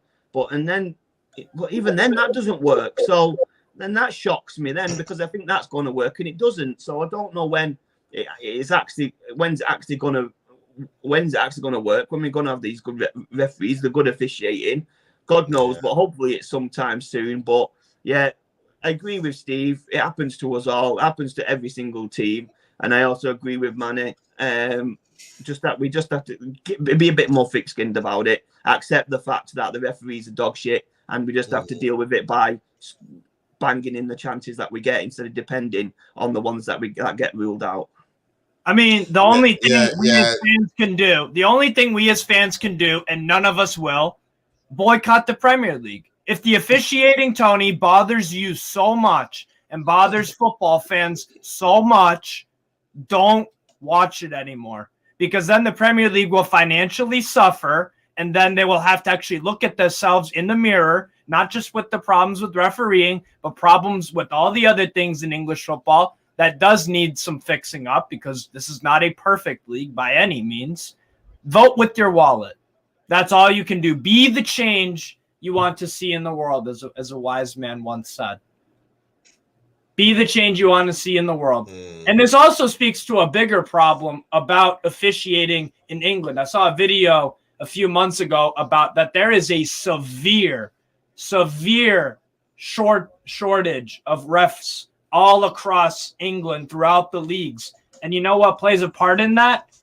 The vile and disgusting behavior that some fans take the extreme angle of sending death threats, or even in cases I've seen in Brazil, they'll attack refs with knives and guns and assault them, start brawls. Steve, it's not even just that. I agree with that. It's the grassroots referees that start out doing the Sunday league games, the little, even referees managing under 10s are being attacked by fans on the sidelines. Physically. And then they'll stop refereeing. They'll just pack in because they don't want that anymore. And that is a great point. That needs to be cut out because that's ridiculous, the kind of stuff. All I know is that we need some woke referees. The referees that we have in this English league are Republican, referees. We need more. No, woke. they're not Republican. No. We need Tony, more woke. Manny, you're on mute, by the way. Manny, you're on mute. Manny's on mute. Yeah, but listen. I know a great man once said, be the change you want to see in the world, Steve. But another great man also said that some things are more easily said than done. Yes. We're not going to see too many people voting with their wallet because they just love the Premiership and they love football too much. So it's going to take a lot more than that. And this also, what you spoke about, the grassroots referees suffering a great deal. I read that BBC report, and this comes to another crux of it. Managers also have a duty to be a lot more measured in their comments and be a lot more respectful. What Arteta said about Lee Mason being incompetent and how he wanted his 2 points back, I thought that was absolutely disgraceful. If anything, he got his 2 points back against Aston Villa, so he should shut his mouth and be happy. But comments like that, especially from a manager like Arteta, who in any case doesn't even have that much clout to have anywhere near enough experience or clout to even think he can make such statements like that, are absolutely sickening. And it's those types of comments that really, do a lot more to undermine referees, because it's not for nothing that they say the fish always rots from the head down. Yes. If managers learn to, inculcate this culture where there is more accountability, and players are not given license to mouth off of the referee and blame the referee, then at least we won't see many more of these things happening. But a lot of these people at the grassroots level who are attacking these referees think that they get license to do that from watching players and managers disrespect referees all the damn time. Yeah. All the live long day. Manny. If someone comes around you and takes what rightfully belongs to you, I know in the heat of the moment you'll have choice words for that person. So, Tony, this is more than choice words. This is wait, Steve Mahala. This crosses a clear line. You will have choice words for that person in the heat of the moment. Maybe later on you might forget it. Why are we thinking that these managers are not human? They're human. They can make statements. They can withdraw statements, and they could, in the heat of the moment, they can't say anything. So why are we not giving them the benefit of the doubt, because they're mere humans? They're not stones. If things go awry, or goes in a way that you don't like, I really do think that you do have the right and the license, the poetic license at worst, to at least conjure up some words in the heat of the moment. Maybe when you go back, rethink, have a deep rethink about your choice words. Maybe you might say, okay, I made a mistake here and there, but you cannot tell me that you're getting your points ripped off, and they're just telling you, hey, we took your points from you and there's nothing you can do. And for you to just sit down there and laugh with the referees and tell them you love them. I'm sorry, you ever heard? I don't Tony, buy that. No, I'm sorry, but I'm going to disagree with you. Yeah. And it's here that I'm going to point to remind you of another brilliant phrase: prevention is better than cure. Heat of the moment, for heaven's sake, do you know how much time there is between the end of the 90 minutes on the pitch and the time that a manager gets to make a statement to the press? There is absolutely quite a long time. Half hour? I mean, we can speculate on that, basically. Yeah, right. Obviously, the manager's going to have to go into the dressing room and to sort of either congratulate his boys on a good performance, or if it was a bad performance, tell his boys to shut their mouths and eat it, or whatever. But obviously, you can't just. You do have some time to take a look at the game and reflect on how you had your chances to do well and you couldn't take them. Why should you have to depend on stamp on Trossard? Yeah. Why should you have to depend on a poor decision? I take your point when you say if somebody takes something from you, you are going to have choice words for that person most of the time. But sometimes, we also have the choice to, collect ourselves and be the bigger person. My family religion is Hindu. My family religion is Hinduism, but I consider myself a very secular person. I actually have a soft spot for Christianity and Catholicism, by which time I also want to say, I think, Machala, given your Eastern European origins, you might be Catholic. I don't know about your religion, Tony or Ryan, but to everyone who's celebrating, who's observing the Lenten season and hopefully celebrating Easter later on, I wish you nothing but prayers and prosperity for your family later on. But also going back to the Hinduism thing, there's a story about a wise, one of these sages or yogis, these sages rather, who, were quite wise in their ways. One of these sages, one of the greatest, was called Vaishnava. And there was another sage who wasn't quite as great as him, called Vishwamitra. Now, Vaishnava had a cow, which is, of course, considered sacred in the Hindu faith, which was supposed to be exceptionally, I want to say, very. You could say it was a a symbol of great. It was Vaishnava's pride and joy, basically, and to own Mm, that cow, I think it was. You could say that it was sort of a blessed cow or a sacred cow, something which promised prosperity to that person who owned it. One day, Vaishnava found that Vishvamitra had stolen that cow. Of course, he mm, was angry at the theft, but mm, when he found out who the person was, and the person obviously felt, he knew what he did was wrong, and then offered an apology and asked for forgiveness. And Vaishnava said, "I'd be more than happy to forgive you as long as you don't repeat it." And of course, there mm, is a wonderful Christian refrain: "Detest the sin, but do not mm. detest the sinner." Listener, So yeah, I yeah, get that. so you can talk a little bit about the injustice in a way, but I mean, I don't know if even talking about it is worthwhile. But again, to absolutely insult referees as incompetent and say, "I want my 2 points back," managers have got to learn to be respectful of referees. It's as simple as that. I don't care how experienced you are. You can be as inexperienced as Mikel Arteta, or you can be as experienced as someone like Ancelotti. Ancelotti. Yeah, I love that comparison. Ancelotti. You've got to make sure that you respect the referees. It is as simple as that. And Uh, Arsenal have just scored a third, and it's Captain Odegaard who gets it. So 3-0 to the Arsenal. Time to bring I've on not Edward seen it Nketiah. yet. I've not seen it here, but yeah, see, yeah, I get you, Manny. I get you, Manny. Totally understandable. But again, when we're talking about managers and their experience, yeah, uh, we cannot be calling Mikel Arteta an unexperienced coach, and then saying he's letting on the job, and then we want him to act like an experienced coach in certain situations. For me, there's a discrepancy there. But Manny, did you You ever can learn. read? You can learn from the best on the job, though, and you can learn as you go and learn to comport yourself well. It doesn't take experience to do that. But go ahead, Tony.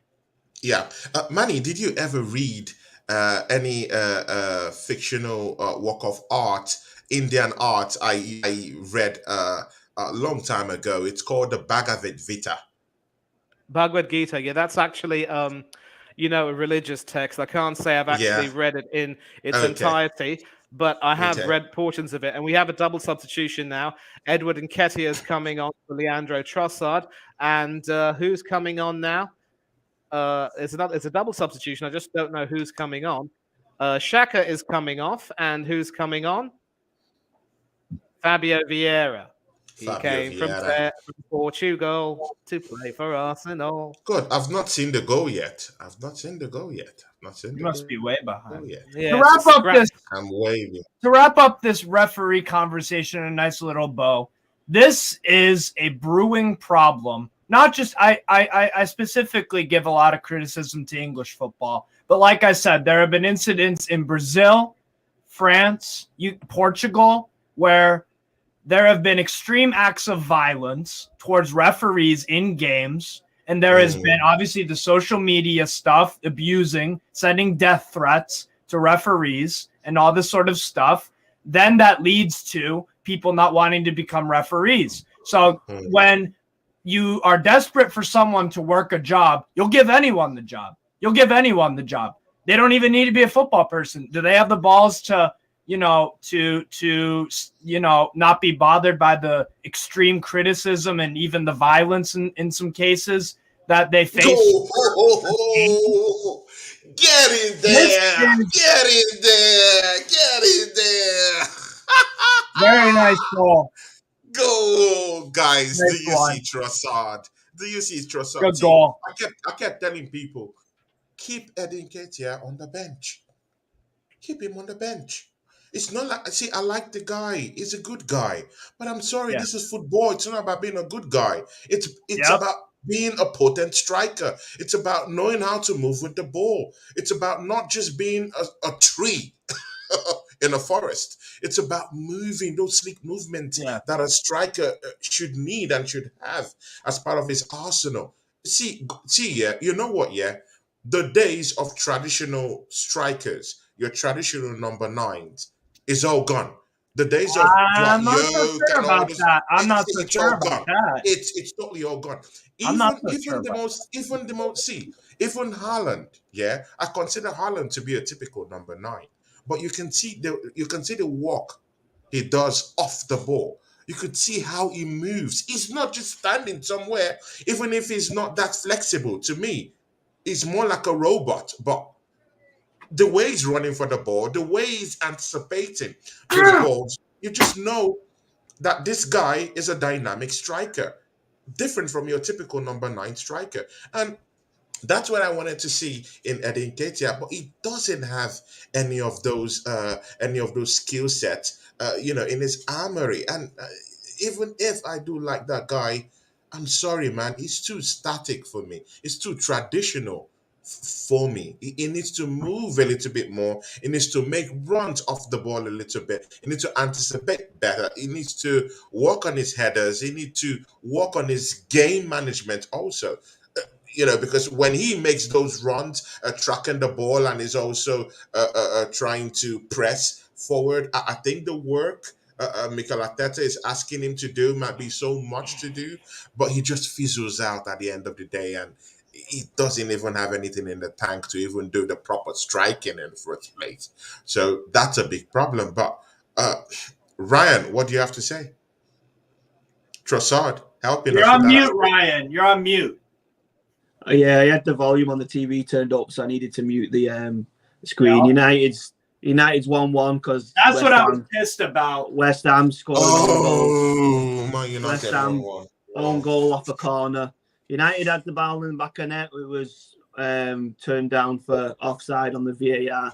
Casemiro with an header, and then West Ham just gift him a goal with an own goal.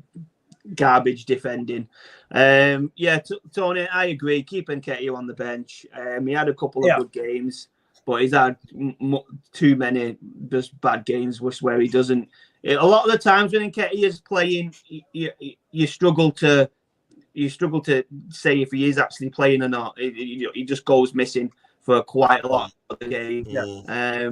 Some of the strikers, like you said, the old traditional ones, can go missing in the games, turn up with that goal, that poaching goal effort, but he's not where he should be on a lot of the times. If you look at him, he was touted as that kind of poaching forward, and then he's not in that right position most of the time. A lot of them kind of strikers will score rebound goals. The keeper will save it, rebound, he'll be in the right place to tap it in, and he's not there. He's not got that the good enough footballing brain for it, I don't think. I really, Trossard for me, mainly just because of his all-round play, creating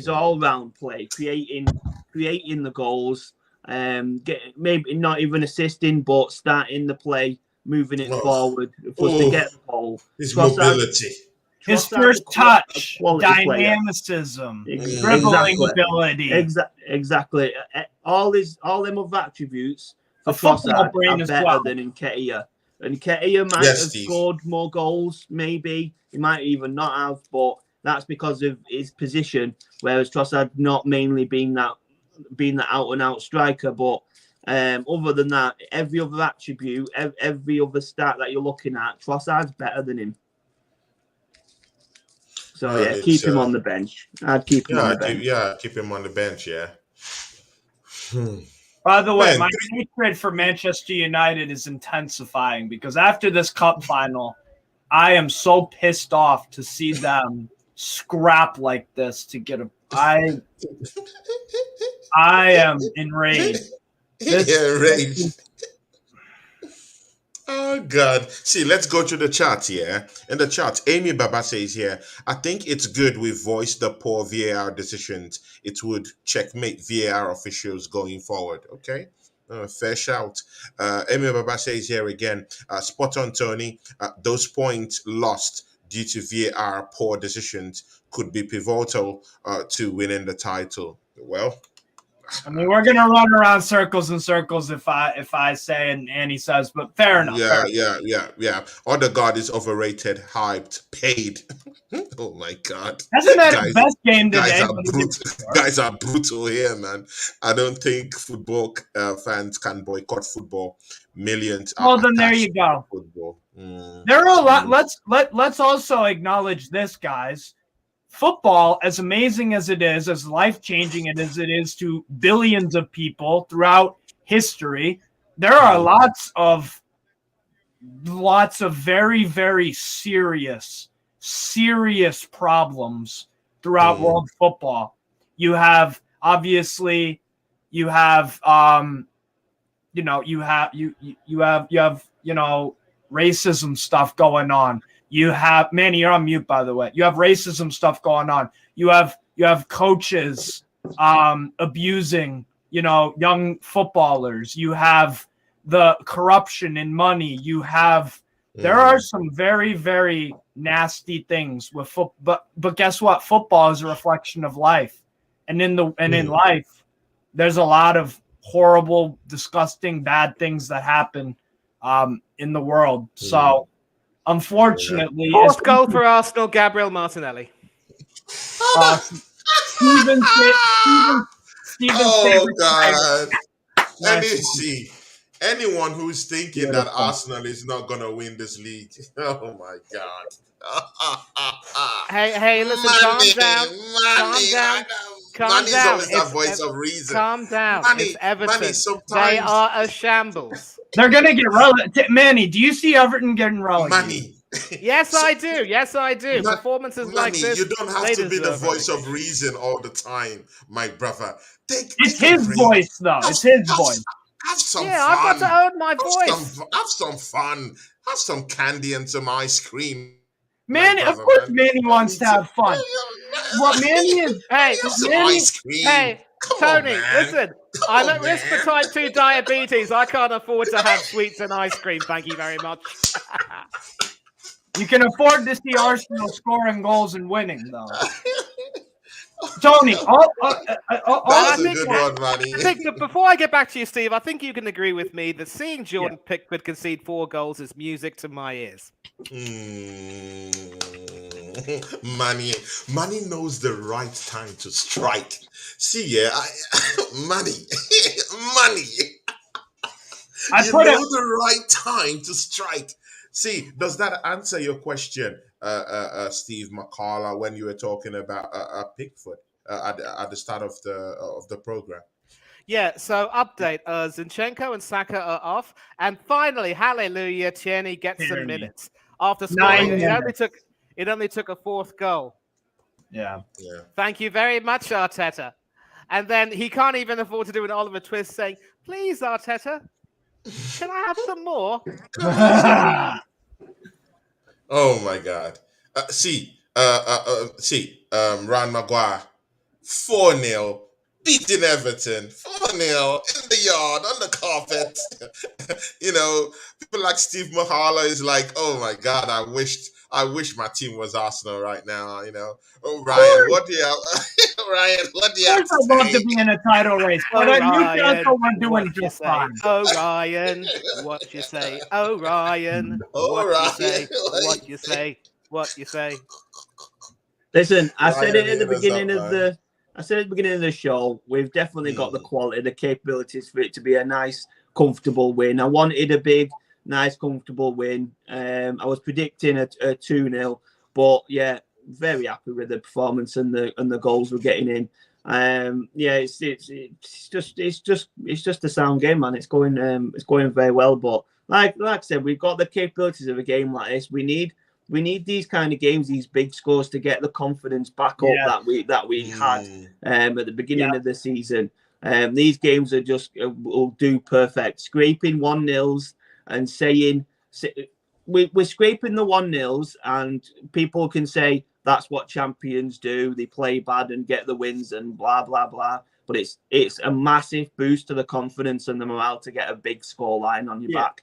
And I remember a 7-0 against Everton a couple of years ago, and not a bit more than a couple. It was a while ago now, but on a 6-2, I think at Goodison of quite a few years back. So massive confidence. It should be a massive confidence boosters.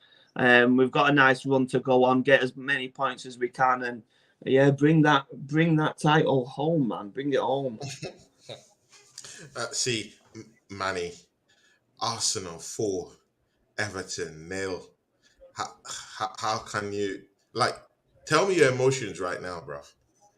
Manny, you're on mute. You're on mute now, Manny. About that. I actually forgot to mention that Smith Rowe came on at the same time. Oh, Tierney did. Smith But what was Rowe, the Smith Rowe, question? that's a nice one. I Yeah, said so Arsenal, what was your Arsenal question, yeah? 4, Everton nil. Take us through what what you're feeling right now, man. Were you expecting this? And again, coupled with the fact that when I was a bit, worried in the first half, you were that voice of reason. Just take it slow, man. We're gonna get it in. See, you cannot do that, and you cannot say that if you don't have a level of confidence in this team. Manny, what do you think? Tony, I told you, Hmm. it's Everton. We would Mm, break them down very easily. We are going to face mm, some tougher tests. We do have a really favourable run in. I believe we've got Bournemouth this weekend. I don't know if Arteta will play the same lineup again, which would be the same starting lineup, more or less the same players, 3 games in a row, 3 games in 8 days. We are going to have some tougher tests. The real test will be if we are able to produce this sort of a performance and actually get the win against teams who are, slightly better. Everton are a shambles right now, and they will be getting relegated. I'm sorry to say. I don't. Without Dominic Calvert-Lewin, their goals are have just dried up. And Neil Maupay and Demarai Gray, between them, they're just awful. And now, of course, with this result, Everton are stuck in the relegation zone. Leeds, with a game in hand, are a point above them, so Everton will stay in the relegation zone. yeah. And it's looking really awful. I realize that there are still a few 10 games to go, and we've seen some teams in even worse situations pull off great escapes, but with Everton it just doesn't look likely. They just don't have the goals. And if it's back to your question about the confidence in the team, we've now won the game in hand. We're 5 points in hand, and that is a wonderful cushion to have. I still don't believe that City will win every single game, because they showed against Nottingham Forest that they get complacent, they get lazy, Oh my God, lackadaisical, they lose man, their it's concentration. cooking, it's cooking, God. And so It's cooking. it is in our hands. It is in our hands, and Mm, I couldn't be happier. But again, let's remember, there is many a slip between the cup and the lip. And as I say that, Machala's just taken the sip out of something from his cup. And Spurs are not going to be sipping any cup. That's no surprise. It's Sheffield United. Woo! Tottenham Hotspur, the most pointless club on this godforsaken earth. 0. Zero. Get in there. The F1 go-karting, Get in Beyonce hosting, NFL tackling, Shite Hart Lane Spurs. The host your event FC. Badly rubbish, illuminating socks wearing. Don't forget that. Yeah. The kids are ridiculously bad. Yeah. Steve Mahala, Arsenal God. is 5 points clear. Yeah. Now, see, is Man City going to go on that long-awaited run and win the whole games? They From could. here on? They could. They could. They could. They could. So you think they're gonna beat you up at home at the Etihad this weekend? Oh yeah, if we play anything like we have the past month, we're absolutely in for a very, very disappointing day at the office. Yeah. But like I said, I think if we set up a 3 at the back, a 5 in defense, and then attack with Matty, bring in a Matty target, Trippier down the right, will give attacking support for Almiron as well. If you bring in Isak, we have a chance, I think. I think we have a chance if we set up at a 3 at the back and do what Brentford, Everton, Forest, and a few other teams who have gotten points off Manchester City this year have done. Yeah. Will Eddie Howe do that? I don't think he will. Manchester United have gone 2-1 up in Garnacho other in the efforts. 90th minute. I was just going to say, Steve, some bad news for you, mate. United 2-1, Garnacho. Your favourite club at the minute look like they're going through.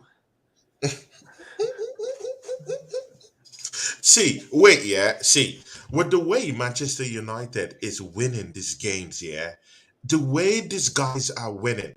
Uh, see, Ryan, before I go to Manny and before Steve also jumps on this one, yeah, do you think Man United have a shot at this season? See, most of their fans are already talking about a quadruple this season. Are you guys buying this argument? My hatred for them knows no bounds. Honestly, the Man United fans are off their heads sometimes. Like Deluded, Man City, deluded. Oh no. Man, Sorry, Ryan. Go on, Ryan. Man City, when they won the league with 100 points, best team in the world nearly, couldn't win the quadruple then. How the hell do you think United could do it this Oh season? my god. It's ridiculous. United have a 2% chance of winning the league, and that's a fact, a 2% chance. And that's going off. That's going off I'm reading about a supercomputer that predicted the Premier League 500 times, and they added up all the percentages after 500 league finishes to the league, and United finished first 2% of that, so they have a 2% chance of winning the league. Wait, 2 out of 500? Yeah, 500 times they ran the league. It wasn't. They didn't do one. They didn't predict it. They didn't do the predictor once and then say what the result is. They did it 500 times. And United's chance is they won it more than twice, but like I said, it comes out at 2%. We sit on about 57, City on 40, something like that. So and then counting in all the other clubs to get to the 2%. So so that's what percentage that they've got. And to think they then win the quadruple, it's a joke. The two for me, a 5-point gap with the City one is possibly catchable. But United's point behind us, I don't think that's not. It's not catchable. The problem is, Ryan, these dickheads keep on finding ways to win games with a rotated squad, and the shit players from last year are elevating their performances to levels that I just don't. It doesn't make sense. It does not.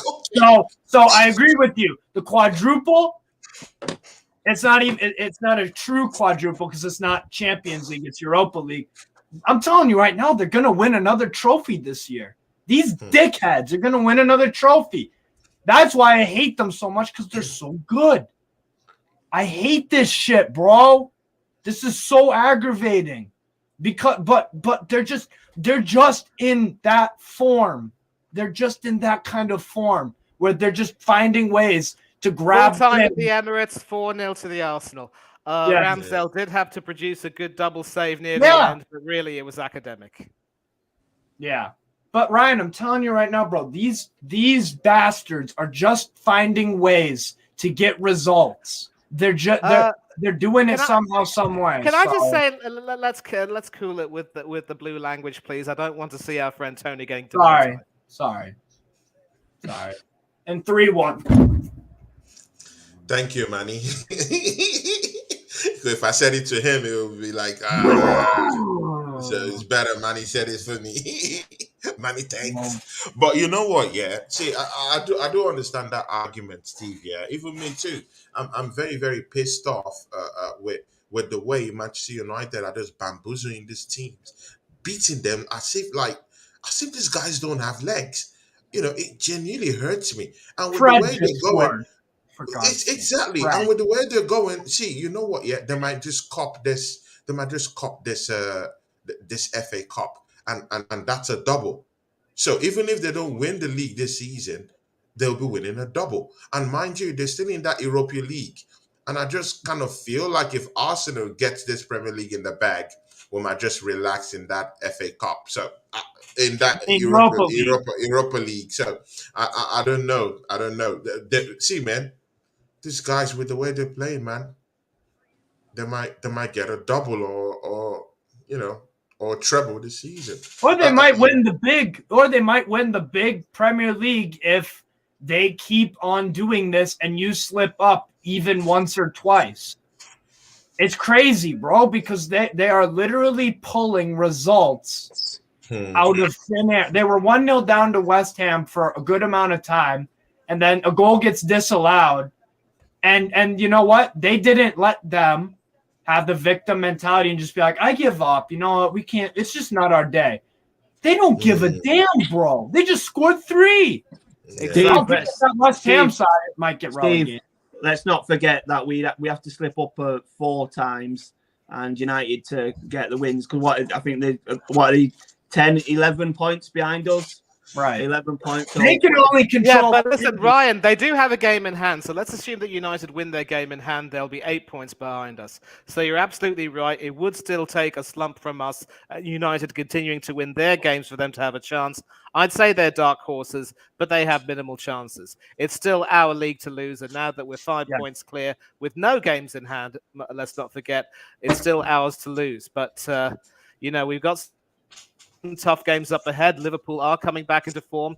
I'm watching the last 10 minutes at Anfield. They are 2-0 up. It was Virgil van Dijk and Mohamed Salah who were the scorers. Yeah. And I'm not at the moment. They're just sort of playing it amongst themselves. But I will let's stay on for a little bit longer so that I can give you some updates on what's going on at Anfield. Or if you want to end the stream right now, by all means do so. I mean, if you look at Liverpool, quite a few times this season, it looked like they're coming back and then they just fall off again.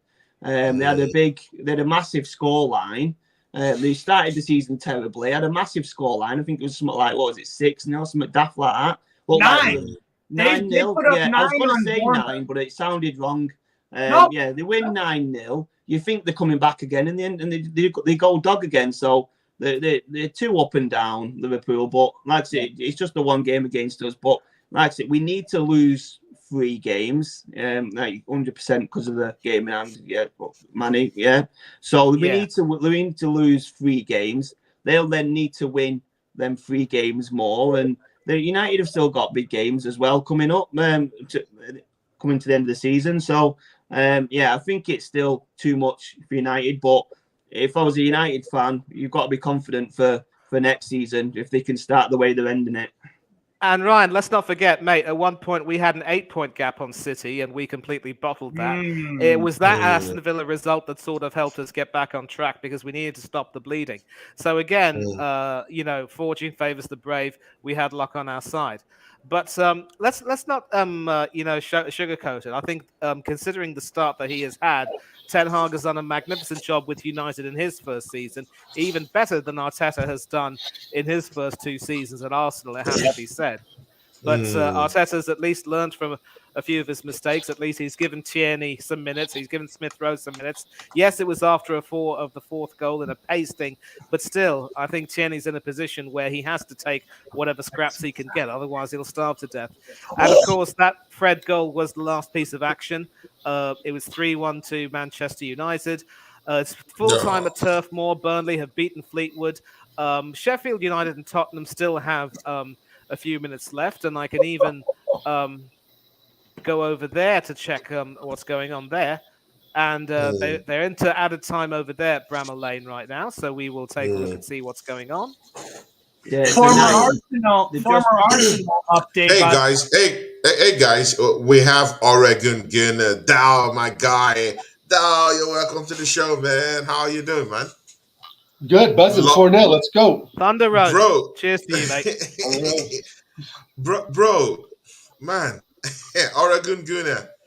Can you imagine? Thunder Road says, yeah, big up to my man, Manny, a top Gunner. Of course. Big ups, Manny. Let's see. Oregon Gunner. Arsenal 4. Everton 0. What do you have to say about this, man? It's the title for us, man. The title, are you busting? The title's on the way, but we still got to beat Man City and Liverpool. Oh, another money in the house. Yeah, another voice of reason. I'm excited. It's good to have a buffer, but we started off pretty rough, but then it got a lot better, and we got the 3 points and 4 goals. We cut our differential down to 6.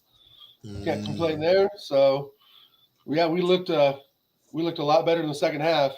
We definitely put the pressure on them. They couldn't even get the ball out of their own half practically. So Everton for the first 10 minutes tried and huffed and puffed, and then after that they gave up for me. They just threw in the towel. fizzled out. And that's why they're going to get relegated, because even as much as I like Sean Dyche and as much as he focuses on mentality and stuff, that Everton team are a shambles. And that, by the way, is a result of the past 7 years spending £600+ million on transfers. And that's the product you get down to the championship with allegedly a new stadium in the works. Okay. It's another tale. Sorry, one minute, Tony, just to wrap up. Yes. It's another cautionary tale of just because you have money does not mean a damn thing. It's what you do with it. Say, of course, Steve cooking the Everton. TJ in the charts. Big ups, man. TJ, we're still waiting for you to show up to the show one of these days. Send him the link. BX Guna, Iconoclast, we've not been seeing you, but welcome to the show. Amy Baba has been on the chart. Ray Daguna is here. Thunder Road is here too. But you see, Ron Maguire, I'll bring you in here, See, Tony, you've heard... Tony, before you say whatever it is, Harry Kane's just had a belter of an opportunity. Header 6 yards out, not unmarked, and it's a shocking header. And people want to say he's better than Shearer. Get the hell out of here. Tottenham are going out. Oh my God! This guy Arsenal wins 4-0. Arsenal wins 4-0. We get to laugh at Harry Kane today. Oh my God, the good times are here. I'll say this about Harry Kane. He's had a much better England and it's career finished. than It's all over. It's all over. Sheffield What's he won, United Manny? and Tottenham. Brilliant result. Brilliant result. Oh my God, Tottenham. Look at that. Arsenal. Look at that. Arsenal. Steve Mahala, big ups to you, man. Steve Mahala, big ups. Where's Daisy at? Where's Daisy at? Where's Daisy Spurs at? Wonder how he's feeling. Daisy would run away. He would run away. He's coming tomorrow, guys. So Slayer's gonna get slayed. I want to talk with Uncle Deji. He's coming tomorrow. What's there to talk about? Manny, I really want you to have a taste of Deji Spurs on the Minority Report. It's been very listen, good. Tony, listen, Tony, brother. I've already been on a stream with Deji Spurs. He thought he could try to put one over on me, but I remember cooking him quite well. I'll look up that stream and send it to you. You're gonna love it. Please send it to me. ASAP. Oregon Guna, just before I go to Ron Maguire, do you really see Everton? Is this the end of the road for Everton Football Club? Is this literally the end of the road for them? Unless they get Dominic Calvert-Lewin back, I would say yes, because they have no firepower up front. Damari Gray's too small. He's fast and he can score an odd goal, but he can't carry a team. And they just don't have anybody in midfield. Onana was playing right back at one point today. It's just it's just really bad. And like Steve said, you spend that much money on crap, and that's what happens, and we were kind of in the same spell. If you go back to 2018, 2019, we were spending money on shit, and now we finally got I think the recruiting's already gotten a lot better over one season, but I don't know where Everton goes from there. It's really tough. I mean, Sean Dyche really has one tactic only, and that's the low block and just foul the hell out of the other team, and that's all he can do. That's all he can do. Right. And that's the ability that they have as players, is to just run that tactic over and over in every match. So it's completely predictable, and we completely exposed them today. It took a little while for our first goal. I thought we'd score in the first 15 minutes, but Everton are just a hodgepodge of players that just really can't get any momentum and attack going. I think all of their goals are from probably just counter attacks against a lot of bad teams like Bournemouth and Southampton and that. I don't even think they've scored a goal except us against another top 6 club, right? I think we were the only one they've really scored against. I don't know the stats on that for sure, but no, it was I predicted 3-0, and I'm more happy than 4-0. It should have been 5 if Vieira would have shooting boots on today. Yeah. But overall, again, a rough start, but a very, very impressive 65, 70 minutes total. Ryan, do you second to what Oregon Gunnar have just said? See, Everton have games, they get crunch games against Newcastle United coming up, against Chelsea Football Club coming up, against Brentford coming up. I think they also still have Man City waiting for them in the wings. Yeah. See, is this is this relegation we're talking about for this guy? The Premier League's a shocking league when you're not playing well. The big clubs and the slightly bigger clubs or whoever are always round the corner. As soon as you're on a bad spell, next minute you're playing Newcastle, then you're playing City, you're playing Chelsea. Will get 3 points against, obviously, but the big teams like you said, you're struggling. You'll struggle to beat you'll struggle against the mid-table side. Then you've got like your Cities and your Newcastles and whatever. But the reason that the Premier League is such an hanging league when you're playing bad is that you can play the team sitting in 16th, and that is still a very good side. Just because they're in 16th in the Premier League, don't make you a bad team. It still makes you a top side. There's 20,000 teams in this country, and if you're the 16th best team. If you're the 16th best team out of 20,000 teams, you're a sound team, and you can, on your day, you will play well. Ryan is cooking! And you're going to, when you're Everton, if there's anyone that can keep Everton up, it is Sean Dyche with the way he plays the football. They've got the right manager in, but it needs to click, and it needs to click quick, because they can get a lucky win against us, but then if you're not following up with victories against Villa or victories against teams that are in and around you fighting for them places, you are not going to do well. So get your victories. Forget about beating Arsenal at the Emirates. It don't matter. Beat the teams around you. Beat the teams above you and below you is what you need to do. And you need to pick up quick. Yeah, Manny, there's a special for you here, yeah? See, Manny, there's this certain guy, yeah? Martinelli scored a goal today, yeah? Good. Martinelli, he was given a new contract, signed for the football club that he claims he loved. After signing that contract, he couldn't get goals. Even before signing that contract, he couldn't get goals. He couldn't get anything. You know what, yeah?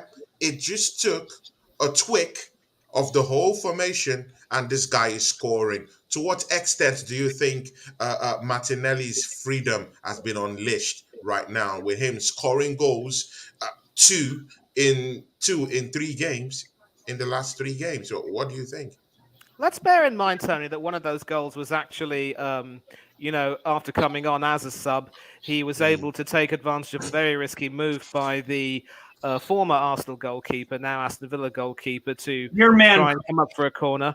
And, he wanted to try and be a Peter Schmeichel. And I thought, on the balance of play, it was the right decision, the right choice. It was just a shame that it didn't, come off that way. And it's just finished 2-0 at Anfield. Liverpool have won. So coming to Anfield will be a big test for us. But, Martinelli was able to take advantage of that, and he had an empty net to aim for.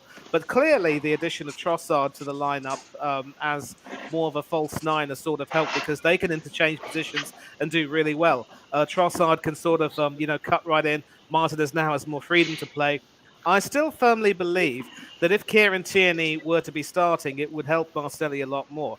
And when Tierney came on, he looked okay. I think he did suffer with, Iwobi and another person double teaming him, but he was able to recover and, make sure he got the ball back. And I think once he gets a lot more minutes under his belt and really gets back into form, we're going to see him cooking. Yeah, Manny, thanks for that one, man. But, it just takes a goal for Martinelli to come back. He is a wonderful player. I'm only hopeful, and I'm actually a lot more confident that he's not going to go the way of Mesut Ozil and Pierre-Emerick Aubameyang, in the sense that, things didn't quite go too well. I still firmly believe that in as much as Aubameyang was at fault in some ways, Arteta also very badly mismanaged him in some other ways. But I don't want to talk about that. Gabriel Martinelli has now proved that he is still quite a special talent. And Yeah. with Trossard, and Saka up front, Nketiah will struggle for minutes. I don't think he'll get the goals. I want to see Nketiah sent out on loan. But next season, I want to see Gabriel Martinelli back to his best, firing on all cylinders. And I believe now he will almost certainly do that. And to those, I wasn't one of those people who were, berating the transfer window because, with Trossard and Jorginho, we've got two proven players who've done the business, and they've now started off terrifically. They've hit the ground running, and the performances have been good, and we've been getting the points. Hallelujah. The only one who hasn't been played is Jakub Kiwior. But back to Martinelli, he needs to kick on from here. And next season, it's a whole new slate. You're only as good as your next. You're only as good as your next season or your next game. And it's how you do, not even your last game, but your next game, how well you do then. And that's one way you've got to make yourself humble, and you've got to tell yourself, it's all about the next game. But it's also, if you don't have the performance you want, you know that you will always have another game to sort of get back into it. It's happened with the best of players, and the best players are able to recover from slumps and come back well. And that is what Martinelli has done. If he's staying, he is staying. All I can say is muito obrigado e boa sorte, meu irmão. Guys, it means thank. And for the non-Portuguese speakers, that means thank you very much and good luck to you, my brother. Thank you, Manny. Thank you, Manny, for that one. Yeah. See, I you have can this confirm guy. with North side if you don't believe me. North side, yeah. See, I have this great guy. Yeah, this guy. He comes to my shows most of the time. That I've known him, and I've seen him talk football. He's a great guy too. See, TJ, what's up, you, man? Big ups, Tony. What a game, baby! What a game! Manny, I know we're kind of in that group chat together, but it's great, that Instagram chat. It's great to finally meet you, see your face. You are one intelligent man, my friend. Oregon Gooder. Thank you very much indeed. Oregon Gooder, it's great to see your face, my friend. Steve, I'm sorry. For what? It's just I'm sorry about this again. It's just good to see your face, man. Oh, sorry guys, I'm gassed. I'm all over it. It's so funny how like my day goes from boring to just absolutely incredible. Tottenham losing 1-0 to Sheffield. They're out of the cup. I went on Tottenham away last weekend, and their only hope was, oh, we're gonna get the FA Cup. Don't worry, we got it. That's our only chance. And I'm just sitting there laughing the entire time, And big up the Spurs still. I mean, they're still in the UCL. They're gonna bomb out of that soon too. Yep. But I'll tell you what. Them bombing out of the FA Cup, us beating Everton 4-0 in a convincing fashion. Every single time I talked crap on somebody, it seemed like they heard me and they went in. Odegaard was a ghost for 66% of that game. He heard me. He turned up and decided to finish off a great cross from Trossard. Trossard is my man of the match. I don't care.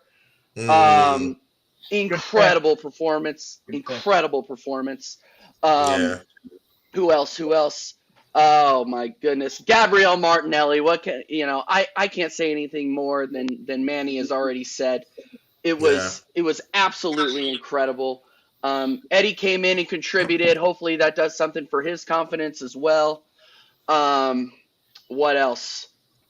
It's just our midfield looked really, really bad until the second half, and then they turned it on. Until the end of the first half, and then they turned it on. So I don't know, man. I could talk all day. I'm waffling now, but I'm just absolutely gassed. So again, thank you for having me on. Incredible. Yeah. TJ Shaw, you're always welcome to the show, always, man. And it's always nice to see you. You're a great guy, and I just like how you talk, and the spirit which you talk with, man. Big ups to you. It's not big up to you. It's not always positive, by the way. Just want to let you know. Okay, go ahead. Yeah, I know. Man, not big, but He's positive because something good happened. Of course, Not of without course. reason. See. It's simple. Let's be happy when things are good, right? Yeah. After Right. all, we're all Arsenal fans, apart from Steve Mahala, who's a neutral. I'm an honorary gooner for the season for Steven. I will. He's on Something loan. like that. He's on loan to Arsenal. He's on loan to league leading Exactly. Arsenal right now. See, there is no Arsenal fan who doesn't want us to win. Yeah. Oregon Gunnar, I've known him for some time now. He wants Arsenal to win. Manny, he wants Arsenal to win. I want Arsenal to win the title. So if we're winning these games, we have that right, express right to be happy. And positivity should creep in. If we're losing, we should criticize the club. Yeah. And at least constructively. That's how me and Ryan Maguire have actually been running this channel since we started together. Steve Mahala, Yo. Oregon Guna, and Ryan. Three of you are going to go at this, yeah?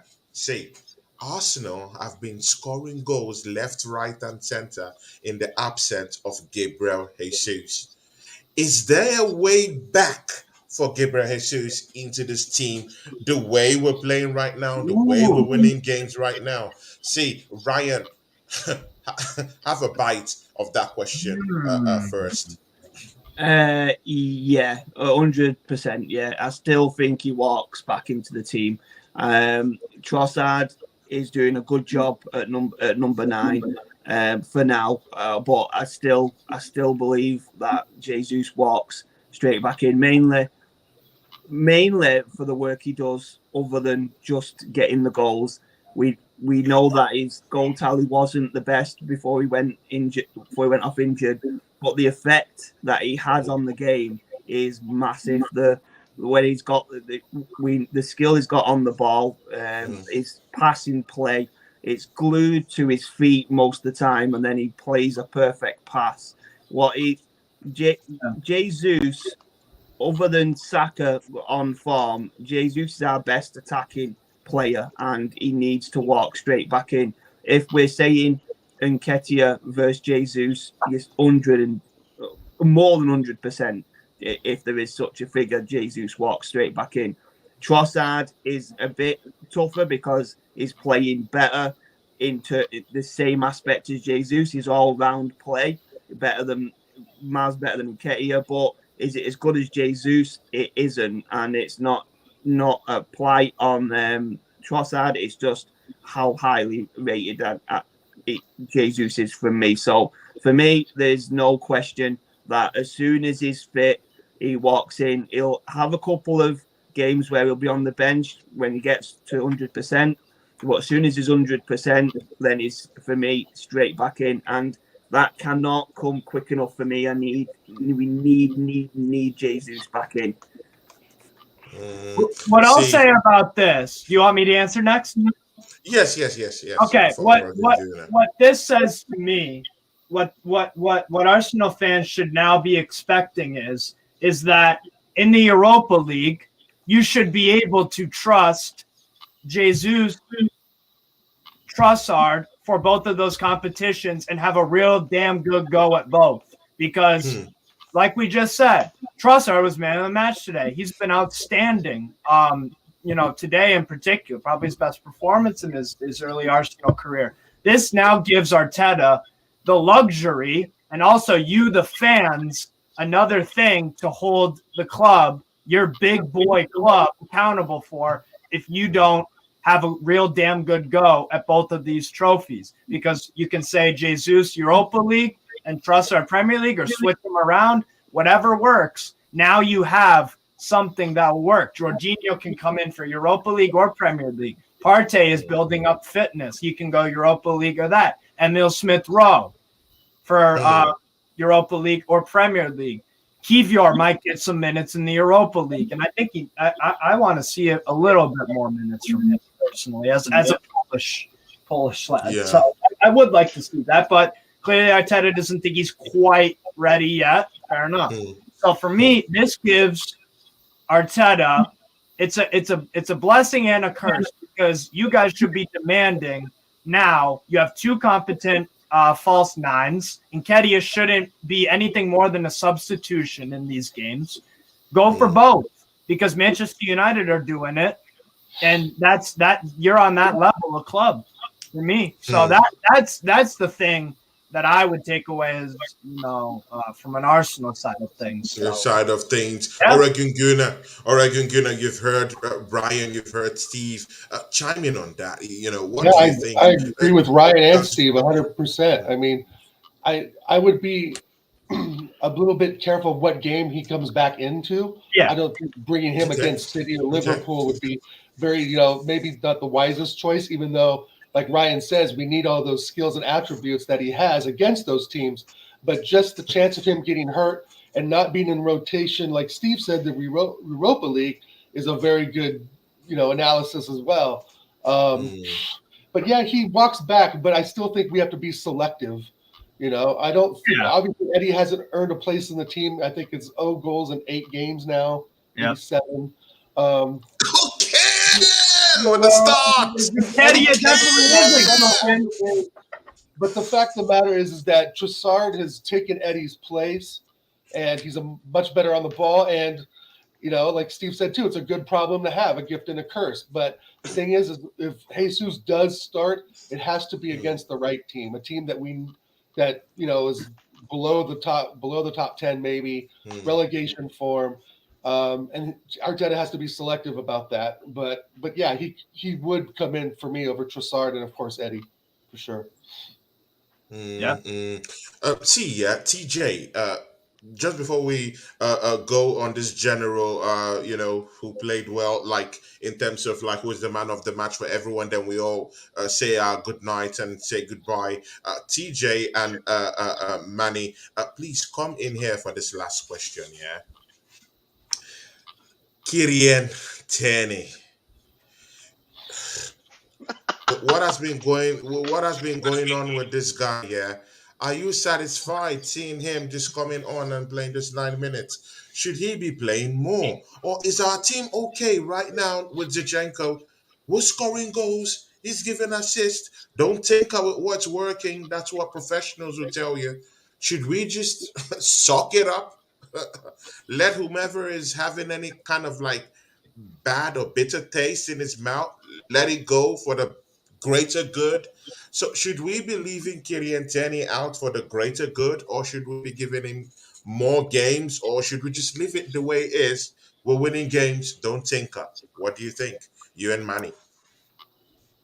TJ, you want to go first, brother? No, you hit it. Go for it. Okay. Well, what I saw in the first half was basically an Everton team that, in a reversal of the approach they adopted in the previous fixture, ended up coming at us quite quickly. But then they ended up completely being stifled, and they ended up completely disintegrating. They would have been better served, just trying to, soak everything up and then, use the midfield to sort of counter us. And in our attempt to try to move forward, Zinchenko was basically all over the place, going in the left and the right of midfield. But it isn't just the left side was exposed.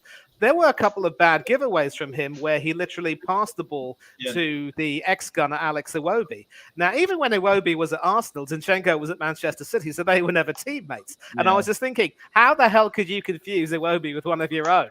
For crying out loud, man. And, we are up against an Everton team, basically, which, have been struggling for goals. They are decent in, their movement in their midfield, but frankly, when it comes to goals, they couldn't hit a horse's backside with a banjo. And I think it's that, poor record which has sort of led to a lack of confidence that has seeped through in a way. And do I hear someone laughing in the background? Oh, I'm laughing. That was a good metaphor. I love that. That was funny stuff. A banjo. That was beautiful. A banjo. See, it's only Manny that can actually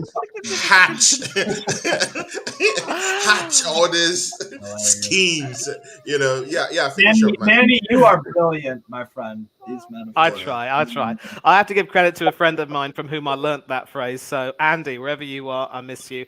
I need to catch up with you whenever I'm back in London. But anyway, there are actually some times when Zinchenko was sort of giving the ball away, and he had some giveaways. Okay, now we came up against an Everton team that simply couldn't take advantage, but against bigger teams and tougher teams, and we will have some tougher tests this season. They are going to look to exploit that gap that Zinchenko leaves whenever he cuts into the midfield, and this is one of the reasons why I absolutely am not in favour of having a right-footed left back or someone who cuts in. I like my left backs to overlap. And if you could overlap and also have the option of cutting in, then that would be good. And that is something that Kieran Tierney can definitely give you, and Zinchenko can't do that. Maybe it could be that Arteta's trying to protect Tierney, who's coming back from an injury layoff. But again, if he's fit enough to be in the squad, he's fit enough to get more minutes, and to bring him on for token appearances of 1 or 1.5 minutes is just taking the mickey, or in this case, taking the Mikel.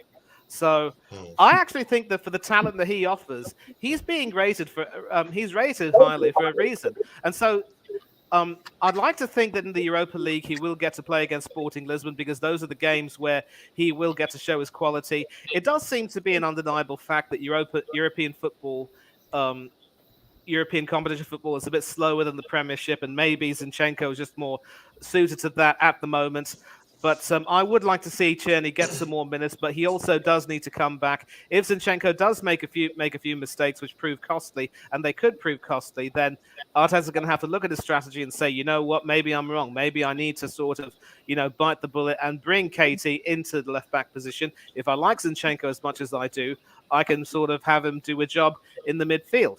So to answer your question, yes, I want to see Kieran Tierney get some more minutes. And the best teams, it's not about changing a winning team, but improving a winning team. And let's also not forget that Carlo Ancelotti, during the La Liga and Champions League winning season, had to deal with a problem called Marco Asensio, who was given confidence at first, but not really producing. He ended up deciding that he had to drop him for the greater good and bring in some people who were doing well. So, again, it's about being able to improve a team by bringing in a player that can offer more. So, yes, I want to see him getting more minutes. But if he doesn't get too many more minutes in the Premiership, especially not being given an opportunity to show what he is capable of and really apply himself, then he has to leave. And in as much as it is important as an Arsenal fan, I know, to have 2 excellent quality players in every single position, the second, those people who are on the bench don't have it all too easily. Don't get me started on the second keepers, by the way. If you are always on the fringes and always on the bench, it is hard as hell to keep yourself motivated and up for it, especially when you know damn well that all you're going to get is just a cameo appearance of 1 or 2 minutes if you're lucky, or if you're even luckier, get even more minutes. So I tend to believe that with the mistakes that Zinchenko is making, if Arsenal are not careful, those mistakes could very well be exploited. And the fact that Arteta even saw it fit to play Tomiyasu ahead of Tierney against Liverpool, for some reason, I just don't think Arteta rates him. So I'm going to look at this situation, if I were Kieran Tierney, and say, if things don't improve, I will leave. Because clearly, I have a manager that doesn't really rate me enough. He doesn't consider me trustworthy to play in some really big games. And yes, I know how important it is to sort of look out for the greater good. And that's why the model professional that he is, unlike a certain ex-Portuguese captain, he will tough it out. He will respect his manager, but he will push through and move. But if he gets more games this season, starting at least in the Europa League against Sporting Lisbon, hallelujah.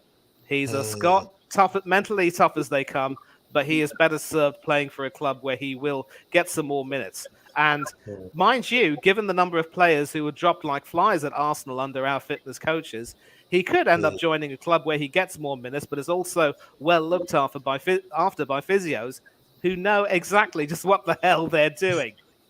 Manny,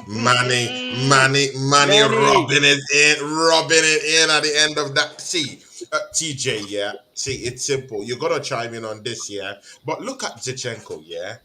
In 3 games, he's assisted twice. He scored 1 goal. You know what, yeah? Are we asking, or are we biting more than we can chew in asking for Kieran Tierney to come into that team? Are we really doing the Oompa Loompa right now? Well, I always feel really, really smart when Manny says exactly what I said a couple of weeks ago. Like, so I'm like, yeah, called it, right? So when Zinni goes into the midfield like that against competition that is better than Everton, because let's be honest, they're relegation fodder. Yeah. Period. They are done out here. But that being said, he played really, really well. That through to Saka for that first goal, great job. He has central midfielder written all over him. And when people like Odegaard disappear for long periods of time, I don't care if you're the captain, that he was abysmal.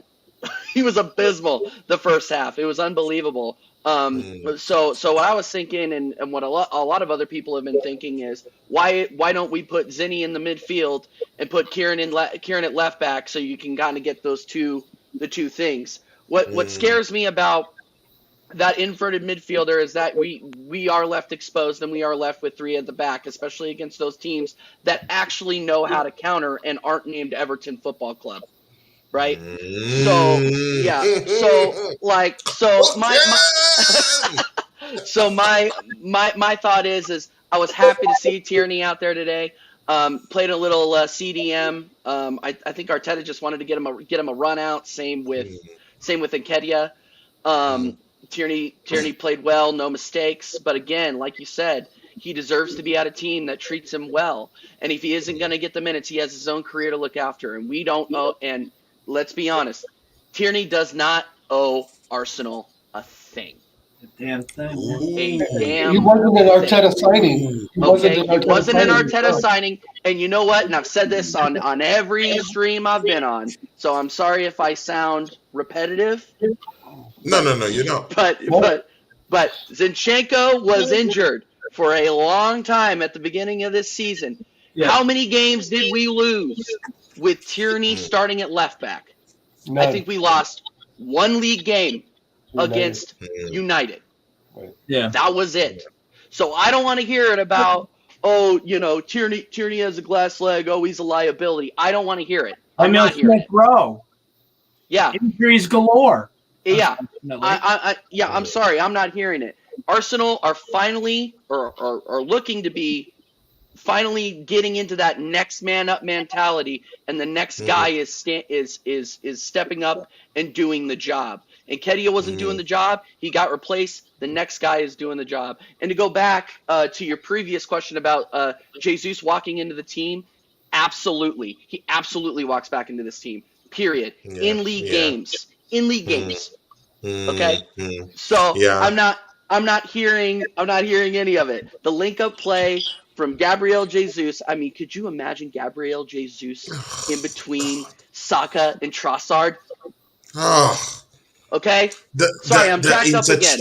The interchanging, the seamless play, the understanding of the techniques and the yeah. So better than sex, baby. Is better than it's just good. So to sum up, I'm gassed. I'm pretty much echoing what Manny said. If Tierney isn't part of the plans, get him out. One of my favorite players ever to wear the shirt, or in my short time of really paying attention and really being a fan. I really love the way he plays the game. He deserves to be taken care of if he's not in the long-term plans. So big up Tierney, big up Arsenal. I am gassed. Great. We're about to go. Manny, I think you're muted. Manny, you're muted. He's doing that. Yeah. One quick punchline before I shut up forever. You talked about how you want Jesus to walk back into the team. How magnificent would it be if we see the return of Jesus before Easter? He had to sneak it in.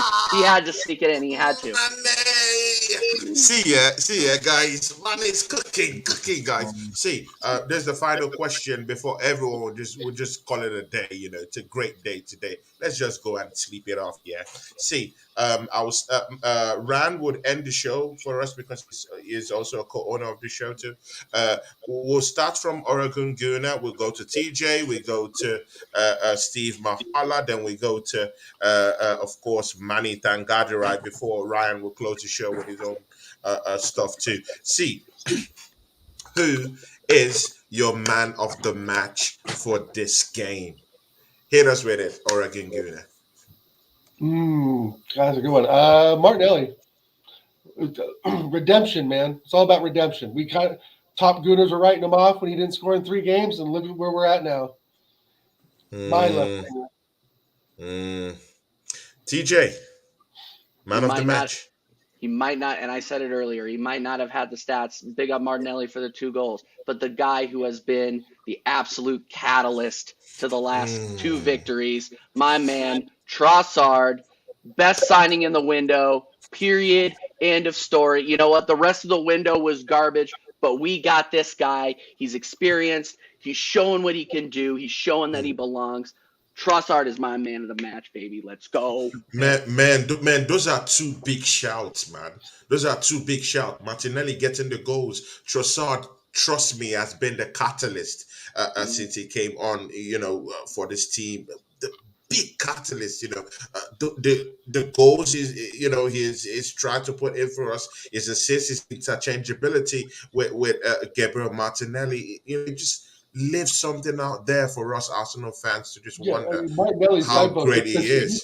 I just Trossard because he's been kind of slammed the last few weeks. He wasn't producing, but we know why, because he didn't have a mobile striker in front of him, because Eddie just has concrete in his boots and just stands there and watches.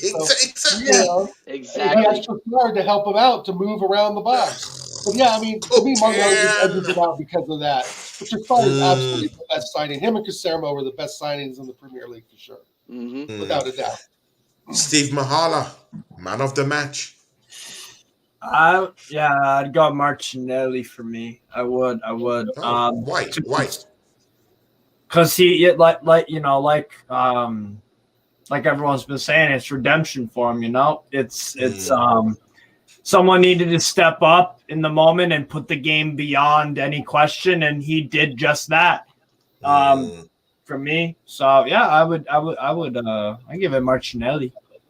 Martinelli, right? See, Manny Tangadura, yeah, you've heard everything the other 3 panelists have already said. Would you be going for the redemption? Because you've been here and you've been talking about actually the Lent season coming up quite soon, and Easter coming up quite soon. And would you be going for that redemption according to the gospel, or would you just go with a simple catalyst? Which one are you going to go for? Redemption will probably come at the end, and you know that the Revelation chapter comes at the end of the Bible when everything is sort of resolved. So the redemption can wait.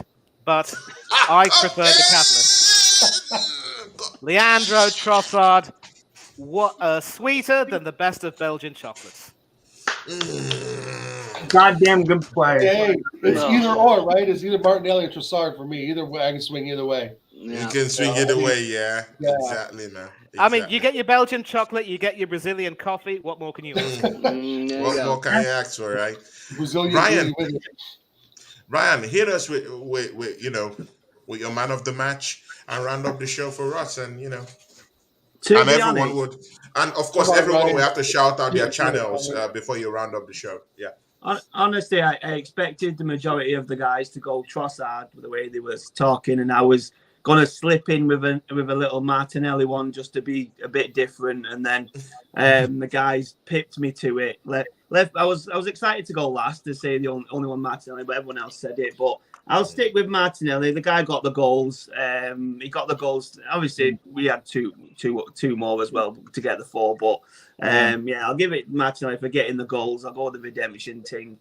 But yeah, it could have been, like the guys have all said perfectly, it could have been Martinelli or Trossard either way. Any one of them you say, no one's going to disagree, are they? But I will give it to Martinelli. And as we always say every single week, to every single person that has watched, liked, commented and subscribed, we love you all. All the guys that have joined in today, everyone that's turned up and spoke, we love you, and you are always welcome. Every time we do a Ryan and Claude show, hit us up and you can join in 100%. We will never turn you down unless you disagree with us. Then we might kick you out, maybe. Jokes aside, you're all welcome. And if anyone is watching that hasn't liked the video, anyone who's watching that hasn't liked, whack a liking, whack a subscribing. It'll just help us push on. And we love you all for doing it. If anyone is on TikTok, the Ryan and Claude Show is on there. Just search for us and we will pop up. Give us a follow, help us grow, and we will grow your channels too. Anyone else? Anyone on here that wants to shout their show? Anyone else that wants to shout the page? Just jump right ahead and go to it. But everyone else who's watched, God bless you and good night. Yeah, big ups, man. Big ups. Steve Mahala, shout out your channel, bro. Let these people know. Talk to these people. Yeah, man. Just check me out on Strasbourg Steve on YouTube, Newcastle Fans TV too, obviously, and yeah, that's really about it. So thanks for having me on. Yeah, I'm sure. TJ, please shout out your channel. Hey, TJ Home and Away. It's still getting spun up. I'm waiting on some visuals, and then I'm going to start doing some watch-alongs. I'm a big hockey guy, big Arsenal football guy, so I'll be doing more match reactions than watch-alongs. I like just going on the watch-alongs, hanging out with you guys. So Tony, I hope I can get on your next one. That'd be a lot of fun. Definitely. So yeah, TJ under Home and Away. And yeah, thank you again for having me on. Appreciate it. Oregon Gooner, talk to these people, man. Where can they find you, man? You can find me on Oregon Goon on YouTube, and you can find me on Oregon Goon HG on Twitter, and infamous_Dow on Instagram. Really appreciate you guys letting me come on the show. And TJ, when you get yours going, I'm ready. Steve, I love popping on yours and commenting and all that stuff. So yeah, I just I really enjoy the opportunity to chat with everybody, and let's fucking go. Woo! Yeah, guys. Yeah, Oregon Gunner has always been a support system for me. You know, this guy, I've known him just for some time, and you know, we've become quite close friends. You know, and man, Oregon Gunner, man, big ups to you, man. You're really the best, man. It's nice to always have you, you know, as someone I could call my friend. Indeed, man. Big ups to you, Manny. Shout out that channel, man. No channels as of yet, but of course, first of all, big up to Tony, Claude, Gunner TV, and of course, Ryan Maguire, Private Ryan, who saves Tony's bacon more often than not, if you will. And Deji Sports always say that to him. Oh my God! That is one time where I've been beaten to it, but I'm happy. No issues. Big up as well to some of the other channels where you can find me on YouTube: Del Boy Gunner TV, Oris Talks Football, Coach's Corner with Hanno Trollip, Danny AFC TV, Up the Cherries in All Departments, which is a Bournemouth fan channel. Shout out as well to Northside LDN. I've done a couple of streams with him. Aussie Gooner, I did a yarn with him once. And there are several other channels which at this particular point in time I just can't really recollect. AFC Talk Show TV. I will be doing some co-hosting duties there with one of the regular co-hosts having to go to hospital for an operation. Mason, if you're watching this, mate, I hope you hope that the procedure goes well and that your recovery is swift and painless. I'll take up the slack for you, but it's back to you when you come back. I'm just keeping your seat warm. And if there are any other channels which I haven't really been able to shout out, I will send you a check in the post, but always happy to come on with Tony. We have a huge Barney at times. I'm the good policeman to his bad policeman, but we cook up some good we cook up some good discussions, and we always you know, whatever we say, we put a lot of thought into it, and I think if the aim of our discussions is to get people thinking a great deal of the topics that are being discussed, then it can only be a terrific thing. And I always like to come on these debates not to, big up my own team and bash other teams, but also to have some proper, reasoned discussions and then come to a resolution. Football's just a game. It has to unite people. Humanity is the most important thing. In light of everything that's going horribly wrong in the world today, and the fact that we're losing a few people close to us, life's too short to have bitterness with anyone. And of course, it's biblical. Before you go to the church or the synagogue to pray, reconcile with your brethren, and do not leave anything unsaid. Always reconcile with everyone. And to everyone who's been watching in the chat and leaving comments, and big up to Anthony Herbert for those super chats. You are the ones who make this channel what it is and make the streams what they are. I hope you all have a good rest of your week and look forward to a terrific weekend. Don't do anything that the six of us wouldn't do. And for now, Not I much. need to That's go not and much. hit the Not hay. In the head, man. Ryan, just shout out where people could find you, bruv, before we just close the show finally. Yeah, main shout is obviously on here. Anyone on here, just carry on doing what you're doing, liking and subscribing. And the Ryan and Claude show, hopefully we will hit it off on the TikTok thing. It's pretty much brand spanking new, but we're trying to get a lot of the clips on there. So if you can jump on there and follow, if you're on there, if you're not, then obviously don't follow us because you can't. So that's sound. Yeah, big up to you, Ryan, man, and thanks for showing up to your show today.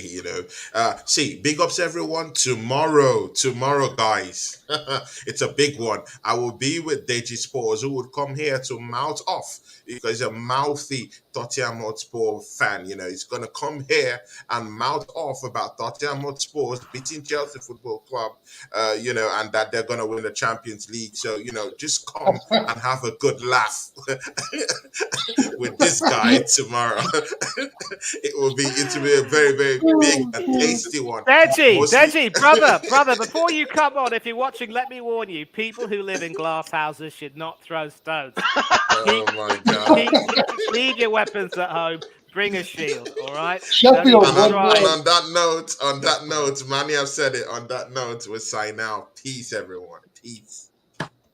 Peace out. No. Peace. Yeah. All right.